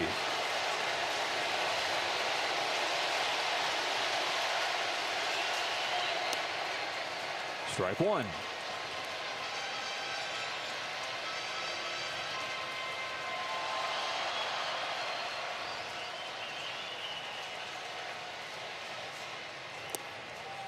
A little bit outside. 1 ball, 1 strike. Henderson, who gave them their first run with a homer, waits for his chance. Witt hits it off the end of the bat to right field. Caglianone has plenty of room to get his Royals teammate, but the United States getting some life right here. A 2-out rally. Goldschmidt, Clement, Pico Armstrong at the bottom of the order. 8-4 after 7.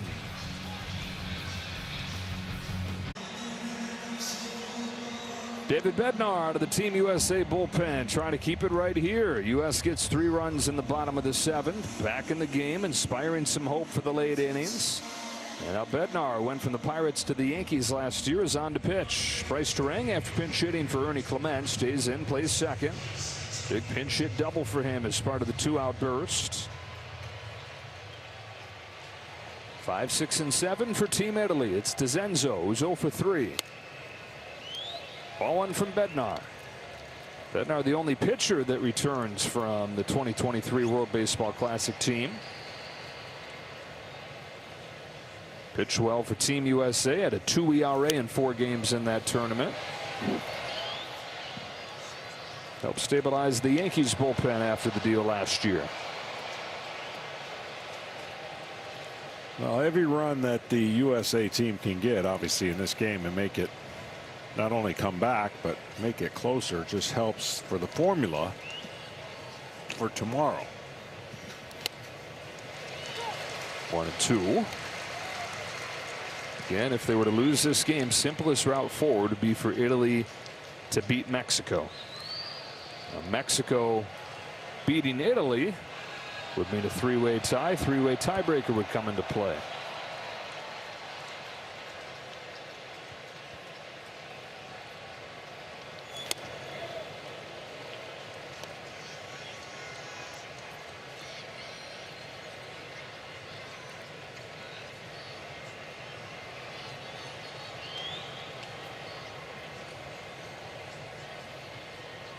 Two from Bednar. This is away. Count goes full. Big hitters coming up for Team USA in the 8th. Henderson, Judge, and Schwarber. Arcturus still has Bryce Harper and Alex Bregman available to him off of the bench. Cal Raleigh as well. Strike 3 on a fastball to the knees.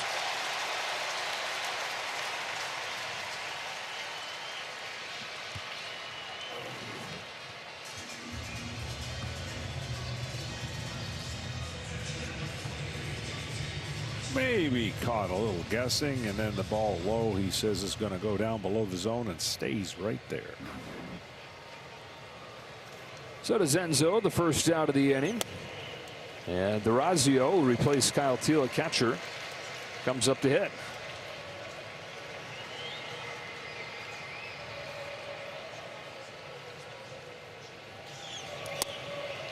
Oh, 0-2, down to Ken. Joe, interesting subplot heading into Toronto for Team Italy. J.D. Durazio is the only catcher on the roster outside of Kyle Teel, who of course left this game with an injury. Catcher is the only position teams are allowed to replace in this round according to WBC rules. The question is, does Team Italy have another catcher they can go to? We don't know the answer to that just yet. Durazio saying, I got this held down. Had a home run on Sunday, and he strokes a base hit into center field here.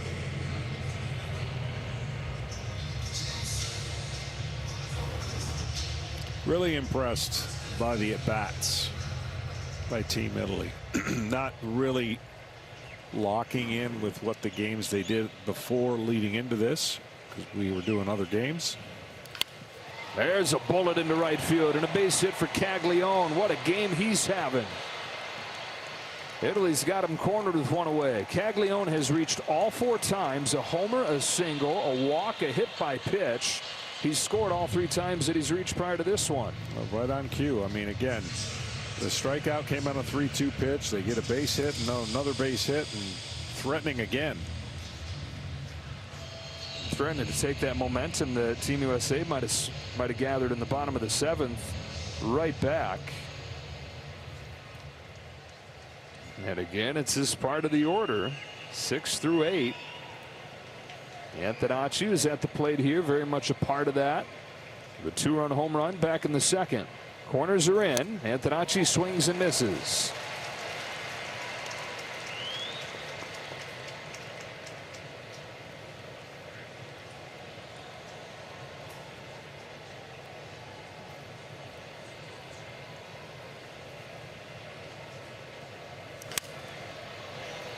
Oh, 0-2. So this is part of the order, 6 through 8. On base 9 of the 11 times they've come up.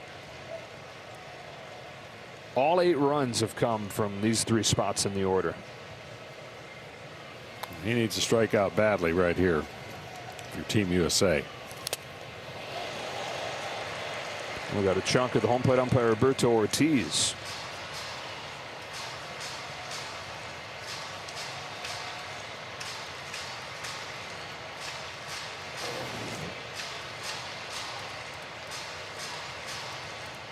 It is coming back at the face mask. We talk about exit velocity off of a bat. Well, that ain't slowing down too much when you just barely miss it.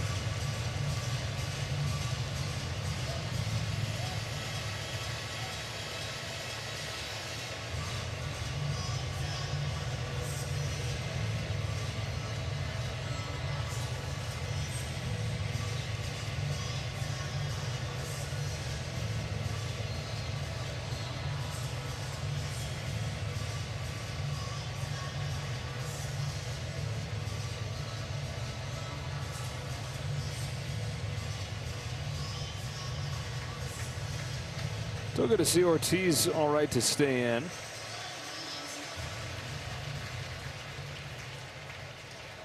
Bednar back to looking for that strikeout against Antonacci. Dante Nori's on deck in an 8-4 game here in the 8th.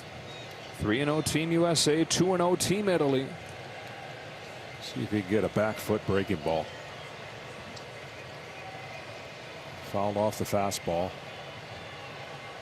Antonacci's made his name coming up to the White Sox system as being a really tough out. Hard to strike out.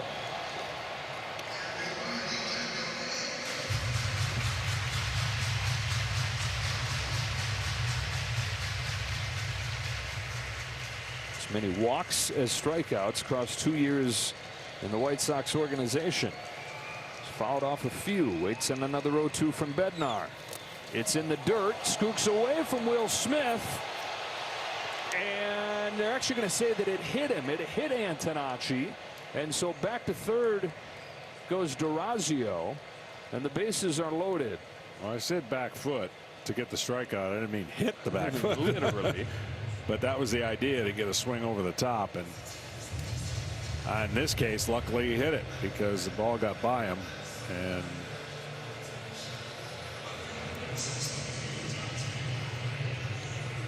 another good at bat. Just so many quality at bats by Team Italy. Is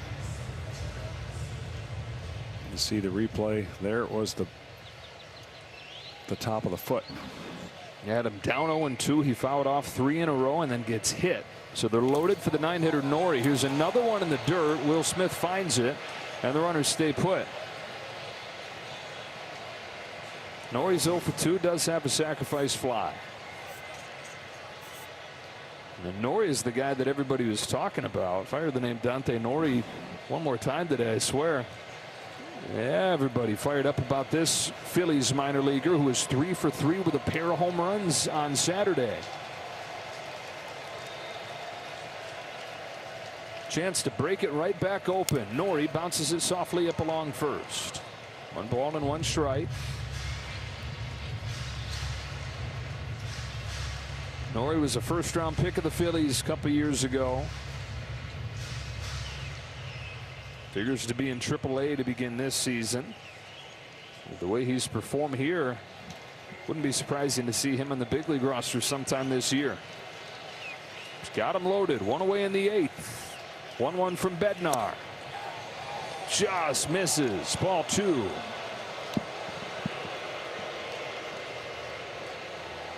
Well, this will be the pitch of the inning. A 2-1 count with the bases loaded. You do not want to go 3-1.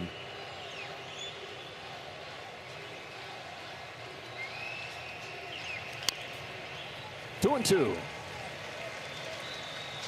Now you put the heat back on the hitter. I've always said with the bases loaded, the heat's on the pitcher, especially with the infield in. They're not playing for the double play because of his speed. So Italy's been so tough in these spots tonight. They've had 9 2-strike base runners. 2-2 pitch. Got him. Bednar gets the strikeout that he needed. 2 out.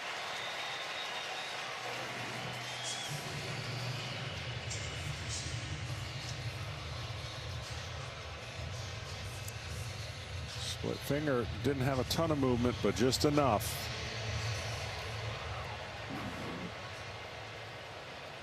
Clayton Kershaw begins to warm for Team USA.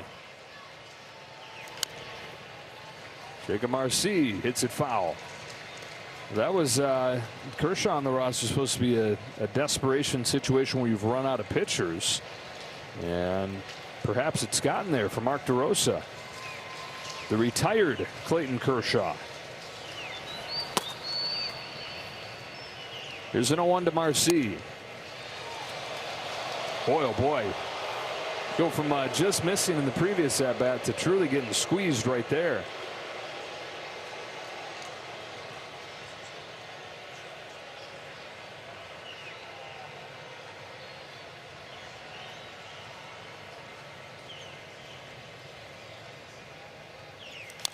Fouled off, 1-2.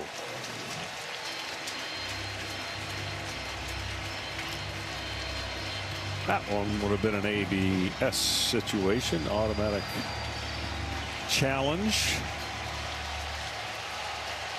Coming to a big league park near you in a little more than a couple weeks. All right, bases loaded, 2 out, 1-2 pitch. Bouncing ball right side, backs up to Rang, over to first, and they're out of the bases loaded jam, and so they maintain The momentum they may have created with a 3-run shot from PCA. 2, 3, and 4 coming up for Team USA.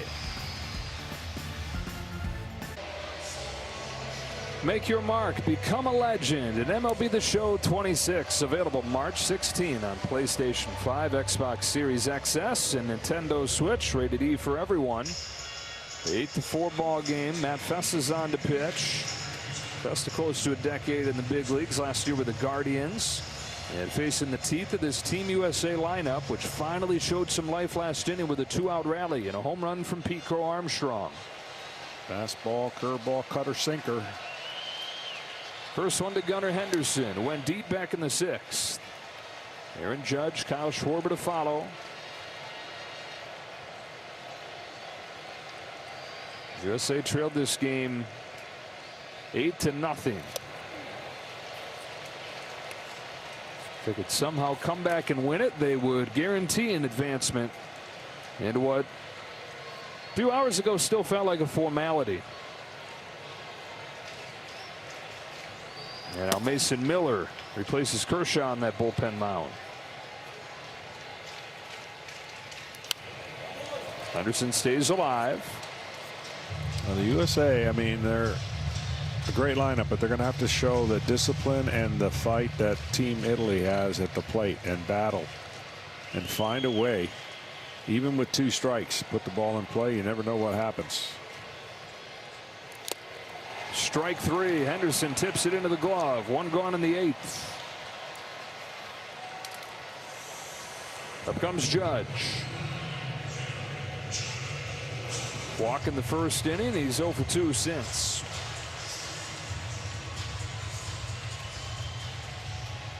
Now, how about that? This Team USA team that walked 17 times in a game over the weekend has just that 1 free pass today. Italy has played about as good a game as they ever could imagine. That's hit down to third. It's smothered by DeZenzo. Recovers and throws in time to get Judge. DeZenzo sticks with it. And his throws just in time to get the American captain. 2 out in the 8th. You gotta appeal it just in case, right? I mean, you're gonna can't take them with you. And maybe you get the call, but I don't think it's going to happen. But there's no risk in asking for it.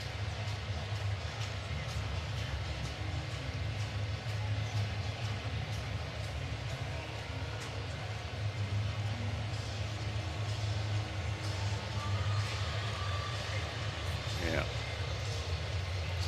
Should be pretty quick. Call's going to stand up.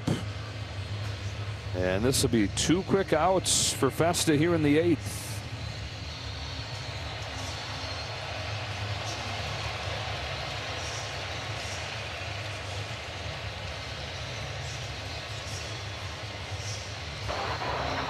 To review the call on the field is confirmed. The runner is out. United States is out of challenges.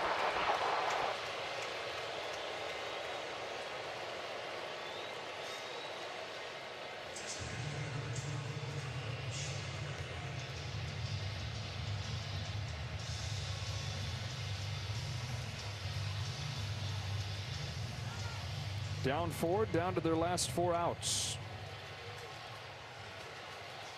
Schwarber 0 for 3.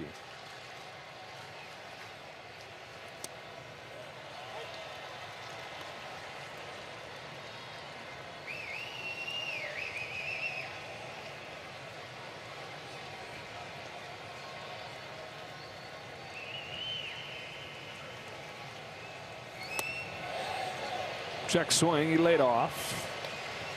3 through 6 in the U.S. lineup tonight. Judge, Schwarber, Will Smith, Roman Anthony, 1 for 12 combined. The lone hit, Will Smith double back in the 4th.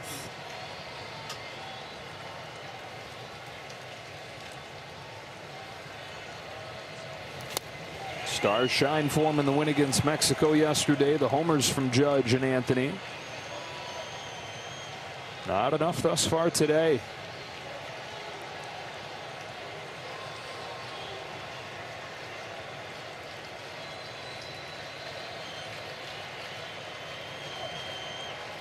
One-two from Festa. Italy trying to pull off what would be an historically big international win. No doubt. With what, you know, you got to take into context with everything that's at stake, right? Like, if you knock out the USA team. Schwarber with a base hit to center. And here they go again with 2 outs.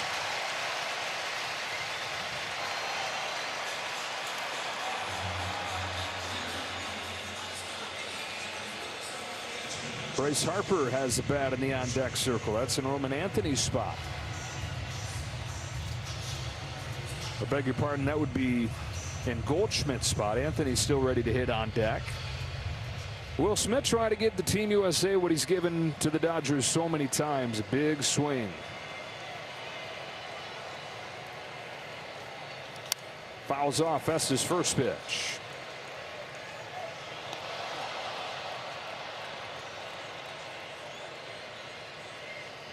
Now 7 of the 8 base runners they've had tonight have come with 2 out. It's finally able to do something with it last inning. Now again, that started with a measly single from Goldschmidt. Trying to make Schwarber's single mean something. Well, Roberto Ortiz returning the favor here. Will Smith saying thank you. I had a good look at the call on the other side.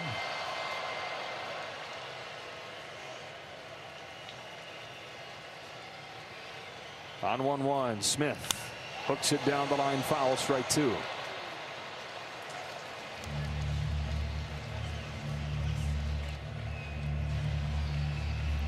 All of these things you could never get in spring training. These at bats, these moments, yep, ramped up early. Guys knew it coming in, had to be ready for it.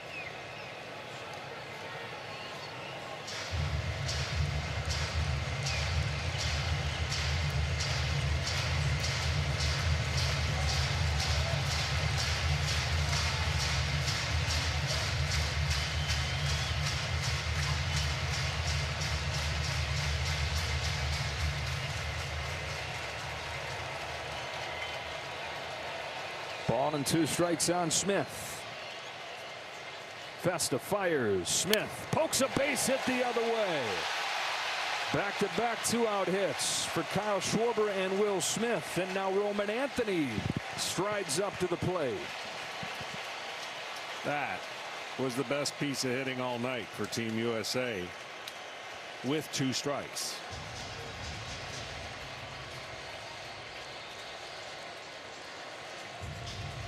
Now, Roman Anthony does a nice job being patient and staying in the strike zone as we watch this replay of going the other way. But this first pitch, it's a good meeting at the mound, because this first pitch, if he tends to get outside of it and get aggressive and catch the right pitch out front, he pulls him within 1.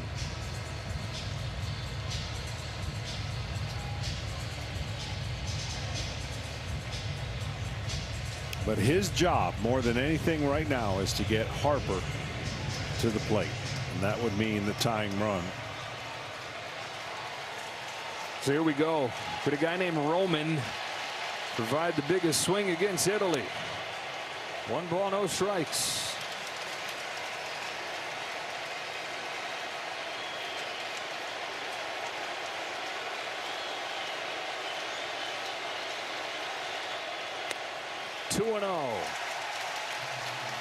That's the maturity I'm talking about. Anybody else going up there sometimes will try to make something happen, swing at that high pitch. Now he controls the count at 2-0, and if he sees one middle in, he's going to let it fly. Anthony overshorted into left center field. It's a 3rd consecutive 2-out hit. Schwarber's in to score. Smith the 3rd. It's an 8-5 game, and Bryce Harper comes up as the tying run.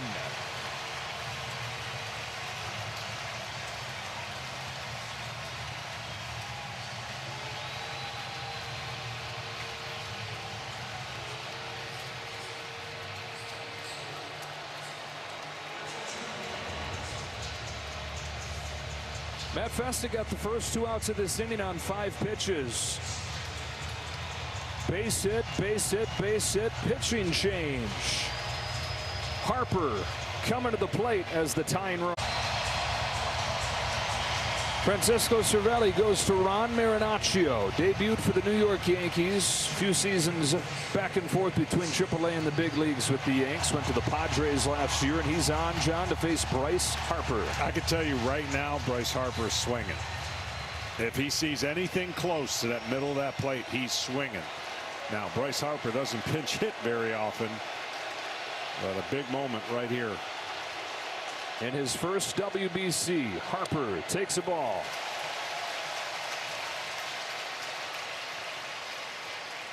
It was 8-0 Italy. 1 in the 6th, 3 in the 7th. Then 1 here in the 8th.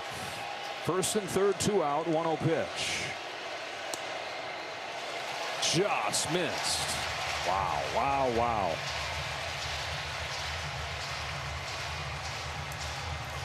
Harper pinch hitting for Paul Goldschmidt. Will Smith at third, Roman Anthony at first. A 2-0. Harper fouls it off.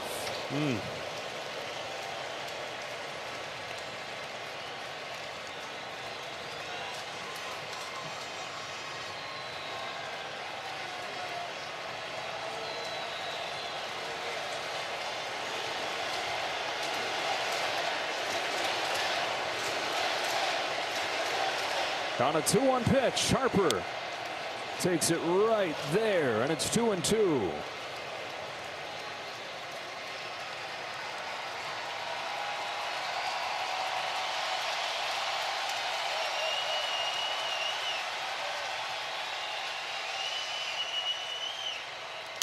Stays alive. There's a long battle in the 8th inning that ended in the biggest home run of Bryce Harper's career, clinching the pennant for the Phillies in 2022. Now suiting up for Team USA for the first time in the World Baseball Classic.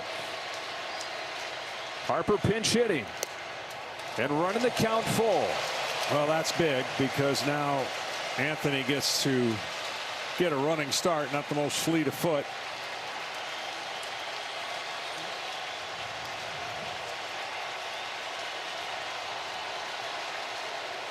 There he goes. Here it comes. Harper flies it to left center field. Marcy back at first. Now comes on with Nori, who makes the catch and ends the inning. The U.S. gets one back, but leaves 2. And after 8 innings in Houston, Italy with an 8-5 lead.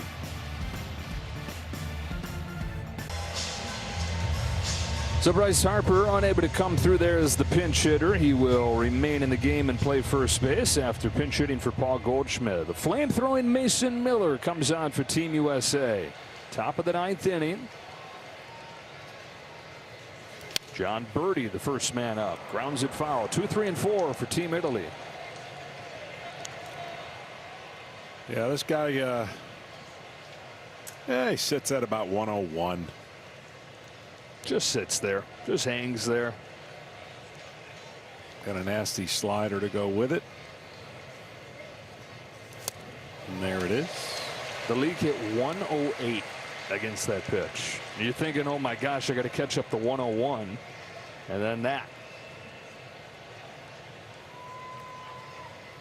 From the A's to the Padres at the deadline last year, and was almost untouchable in those couple months, as he was in the months before. Swing and a miss. Good morning, good afternoon, and good night to John Birdie. Looking ahead to the bottom of the 9th inning for Team USA. It's Turang, Pete Crow Armstrong, Bobby Witt. Judge would be due up 5th.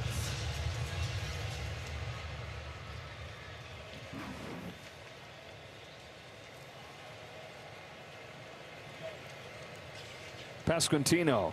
Team Italy's doing all this even though their captain is still hitless in this WBC. That's a lot of strikeouts. 2 an inning for Mason Miller.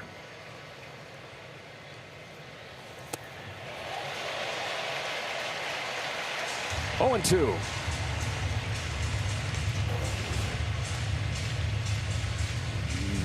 Knee buckler.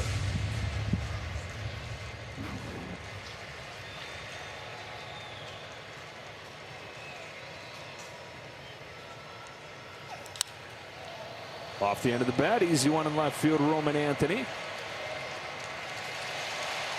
2 out. So, again, if you're looking at a 3-way tiebreaker scenario where Mexico would beat Italy tomorrow if this score held, it would come down basically to runs allowed in the games against the tied teams. And currently those totals are 5 for Mexico in 1 game played, 11 for the U.S. in 2 games played, 5 for Italy in 1 game played. And again, Italy and Mexico head-to-head tomorrow night. So, throw a score at me and I'll tell you. 8-7, and USA's in good shape. Yeah, as the score stands right now, that would get USA in. And any form of Italy winning would get USA in.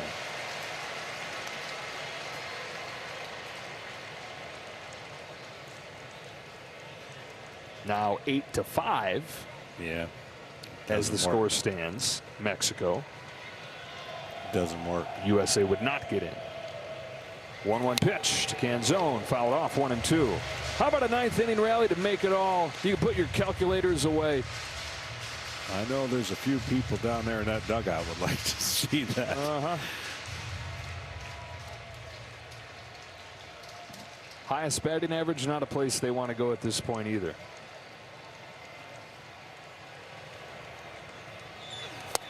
There's a swing and a miss, and there is a ho-hum 9th inning for Mason Miller. Last breath for the United States. 8-9-1 coming up, down 3.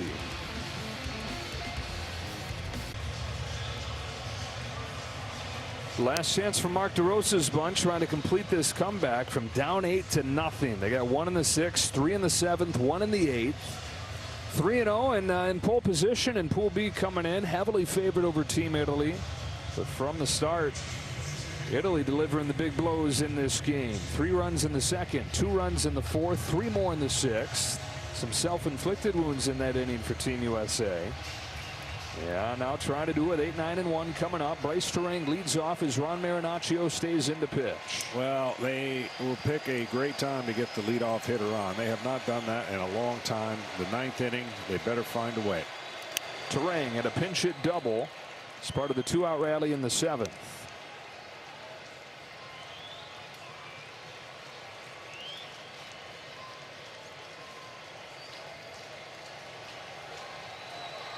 This is unfathomable territory, even to be talking about needing a comeback to Team Italy. Hadn't trailed by multiple runs all tournament, then found themselves down 8.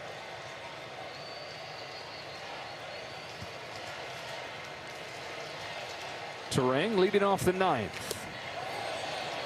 He offered, and it's 1-2.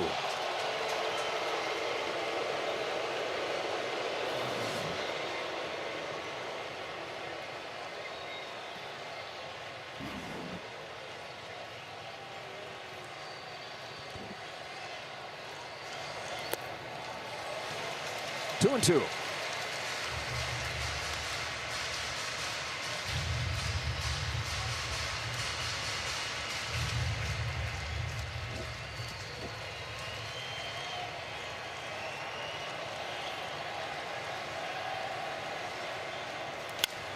Sharply hit to short. Backhand pick and a throw across in time to get Terang. Antonacci, calm as could be in short left field. 1 gone in the 9th inning. That's a pretty good play, as he could have stumbled and thrown this ball anywhere.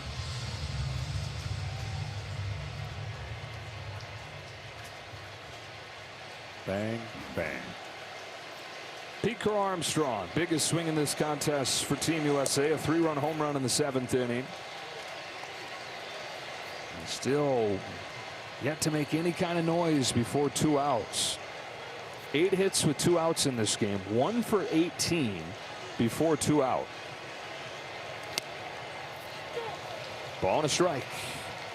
Bobby Witt Jr.'s on deck with the top of the order. Looking for one last burst. 1-1 pitch. PCA fouls it off. Strike 2.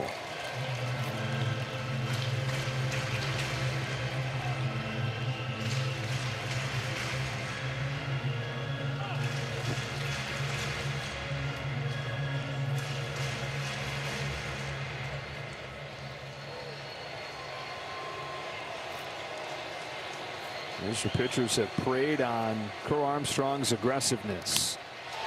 This time he got a strike and he pounded it. His second home run. It's 8-6. Pete Crow Armstrong putting Team USA on his back.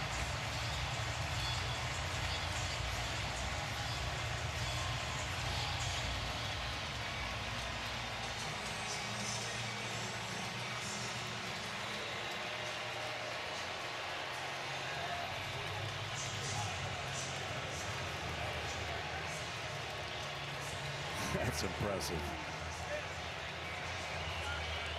And Francisco Cervelli's got to be pulling his hair out, wondering why in the world Ron Marinaccio gave a guy that chases more than anybody in the National League that pitch with 2 strikes. PCA didn't miss. They continue to chip away. Down 2. 2 outs to work with.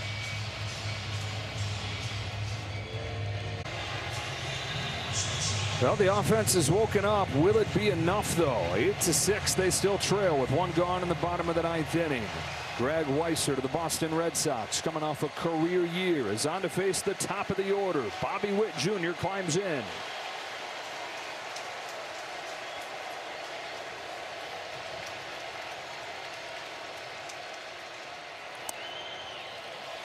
One 1-0.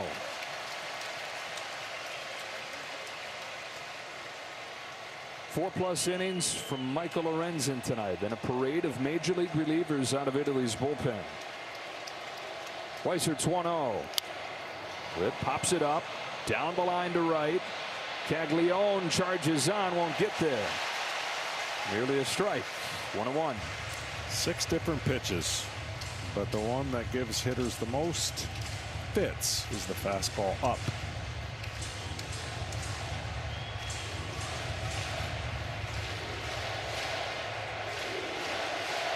Got to get one more runner on to make this place really.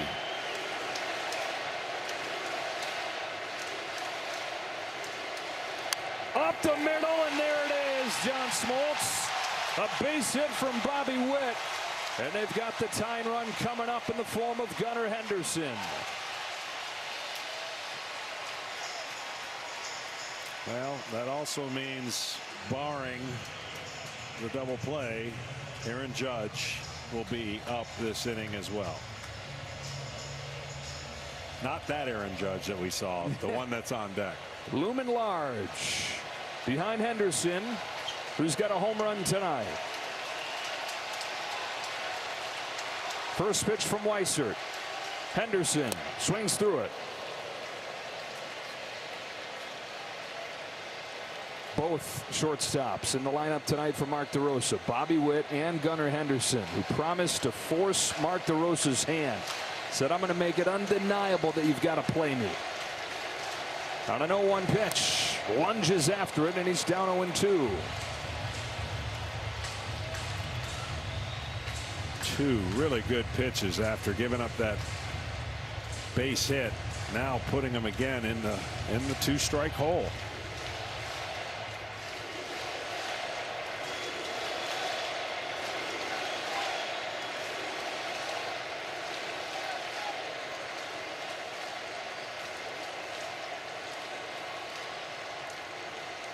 Oh, 2. Fouls it straight back.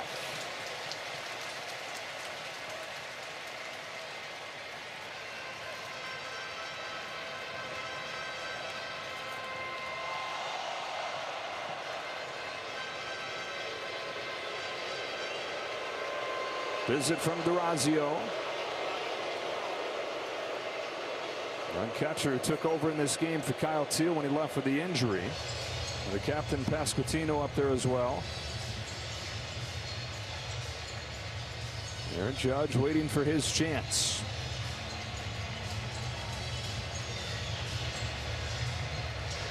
Team Italy 2 outs away. Well, no. I was going to say I'm kind of wondering why they're holding him on at first. But I guess run prevention, you know, you play back. You don't really care in a normal game. You don't care if Bobby Witt scores as long as you win the game. Another 0-2 from Weissert. Henderson lays off.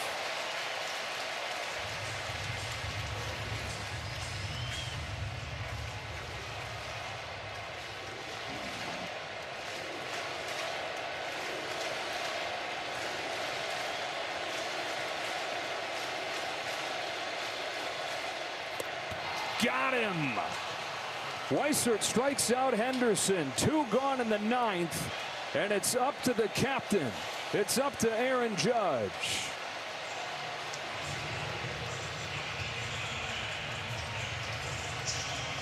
Well, it came down to the captain in the championship game in 2023 when Trout faced Ohtani. Didn't go the U.S.'s way. The new Captain America, Judge, takes strike 1.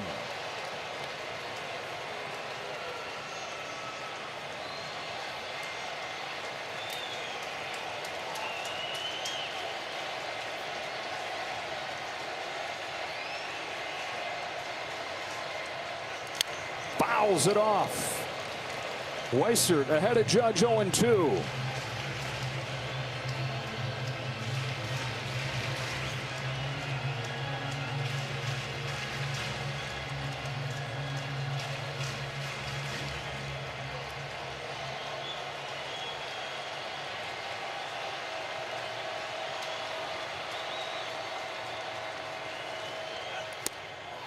Just misses. Judge wouldn't bite. 1 ball and 2 strikes. Guys have faced off plenty. Red Sox against Yankees in the WBC. Now the 1-2 pitch. Judge swings and misses, and Italy has pulled off a stunner. The biggest win in Italian baseball history. They shocked the United States 8-6. And would you believe that the Dream Team's hopes now rest in the hands of a baseball team from Italy?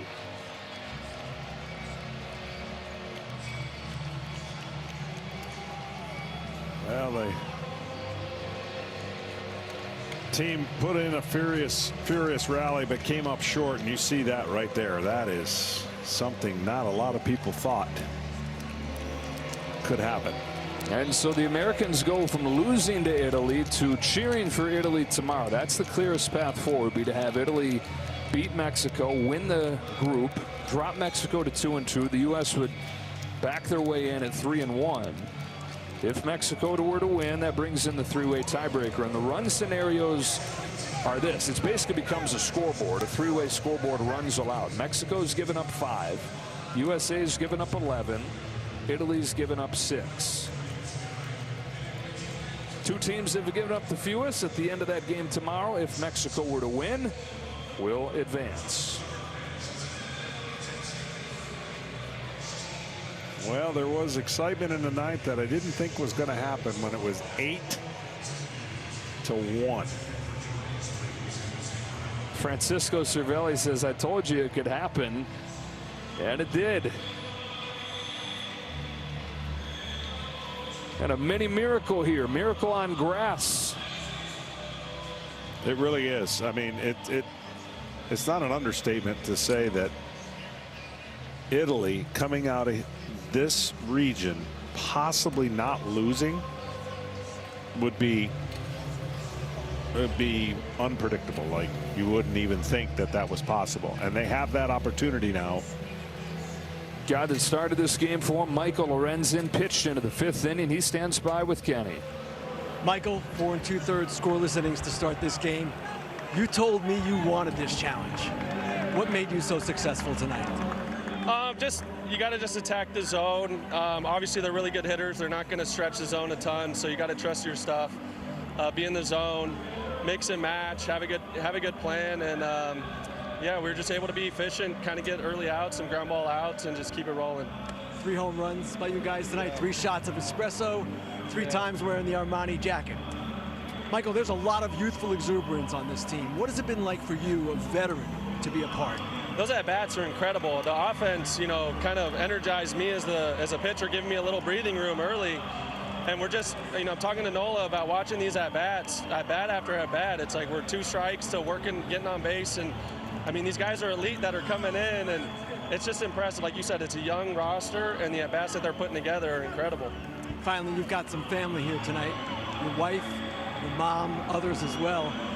You lost your dad almost 10 years ago. What does it mean to you, Michael, to have this kind of performance on this stage in front of so many loved ones? Yeah, it's awesome. You know, the foundation of my faith is to rejoice in tribulation because it produces patience and perseverance, and I truly believe that. So when a challenge presents itself, even if I would have given up 10 today, I would have said, thank you, Lord, for the opportunity. It's a way for me to grow in maturity, grow my relationship with him. So success, failure, it just allows me to attack opportunity, attack challenges. It frees me up to be able to do that, and I'm grateful to be able to do that, and that's just because of my foundation of my faith. You didn't give up 10. Congratulations, Michael. Thank you. Joe, back to you. Didn't give up any, Kenny. And Team Italy has pulled off the upset of the tournament, 8-6 over Team USA, which we'll watch tomorrow helplessly as Mexico and Italy face off in the game that will determine whether or not Team USA advances to the quarterfinal. For John and Kenny and our entire crew, Joe Davis saying good night from Houston. We appreciate you watching. We'll be back with you on Friday night when the quarterfinals get underway.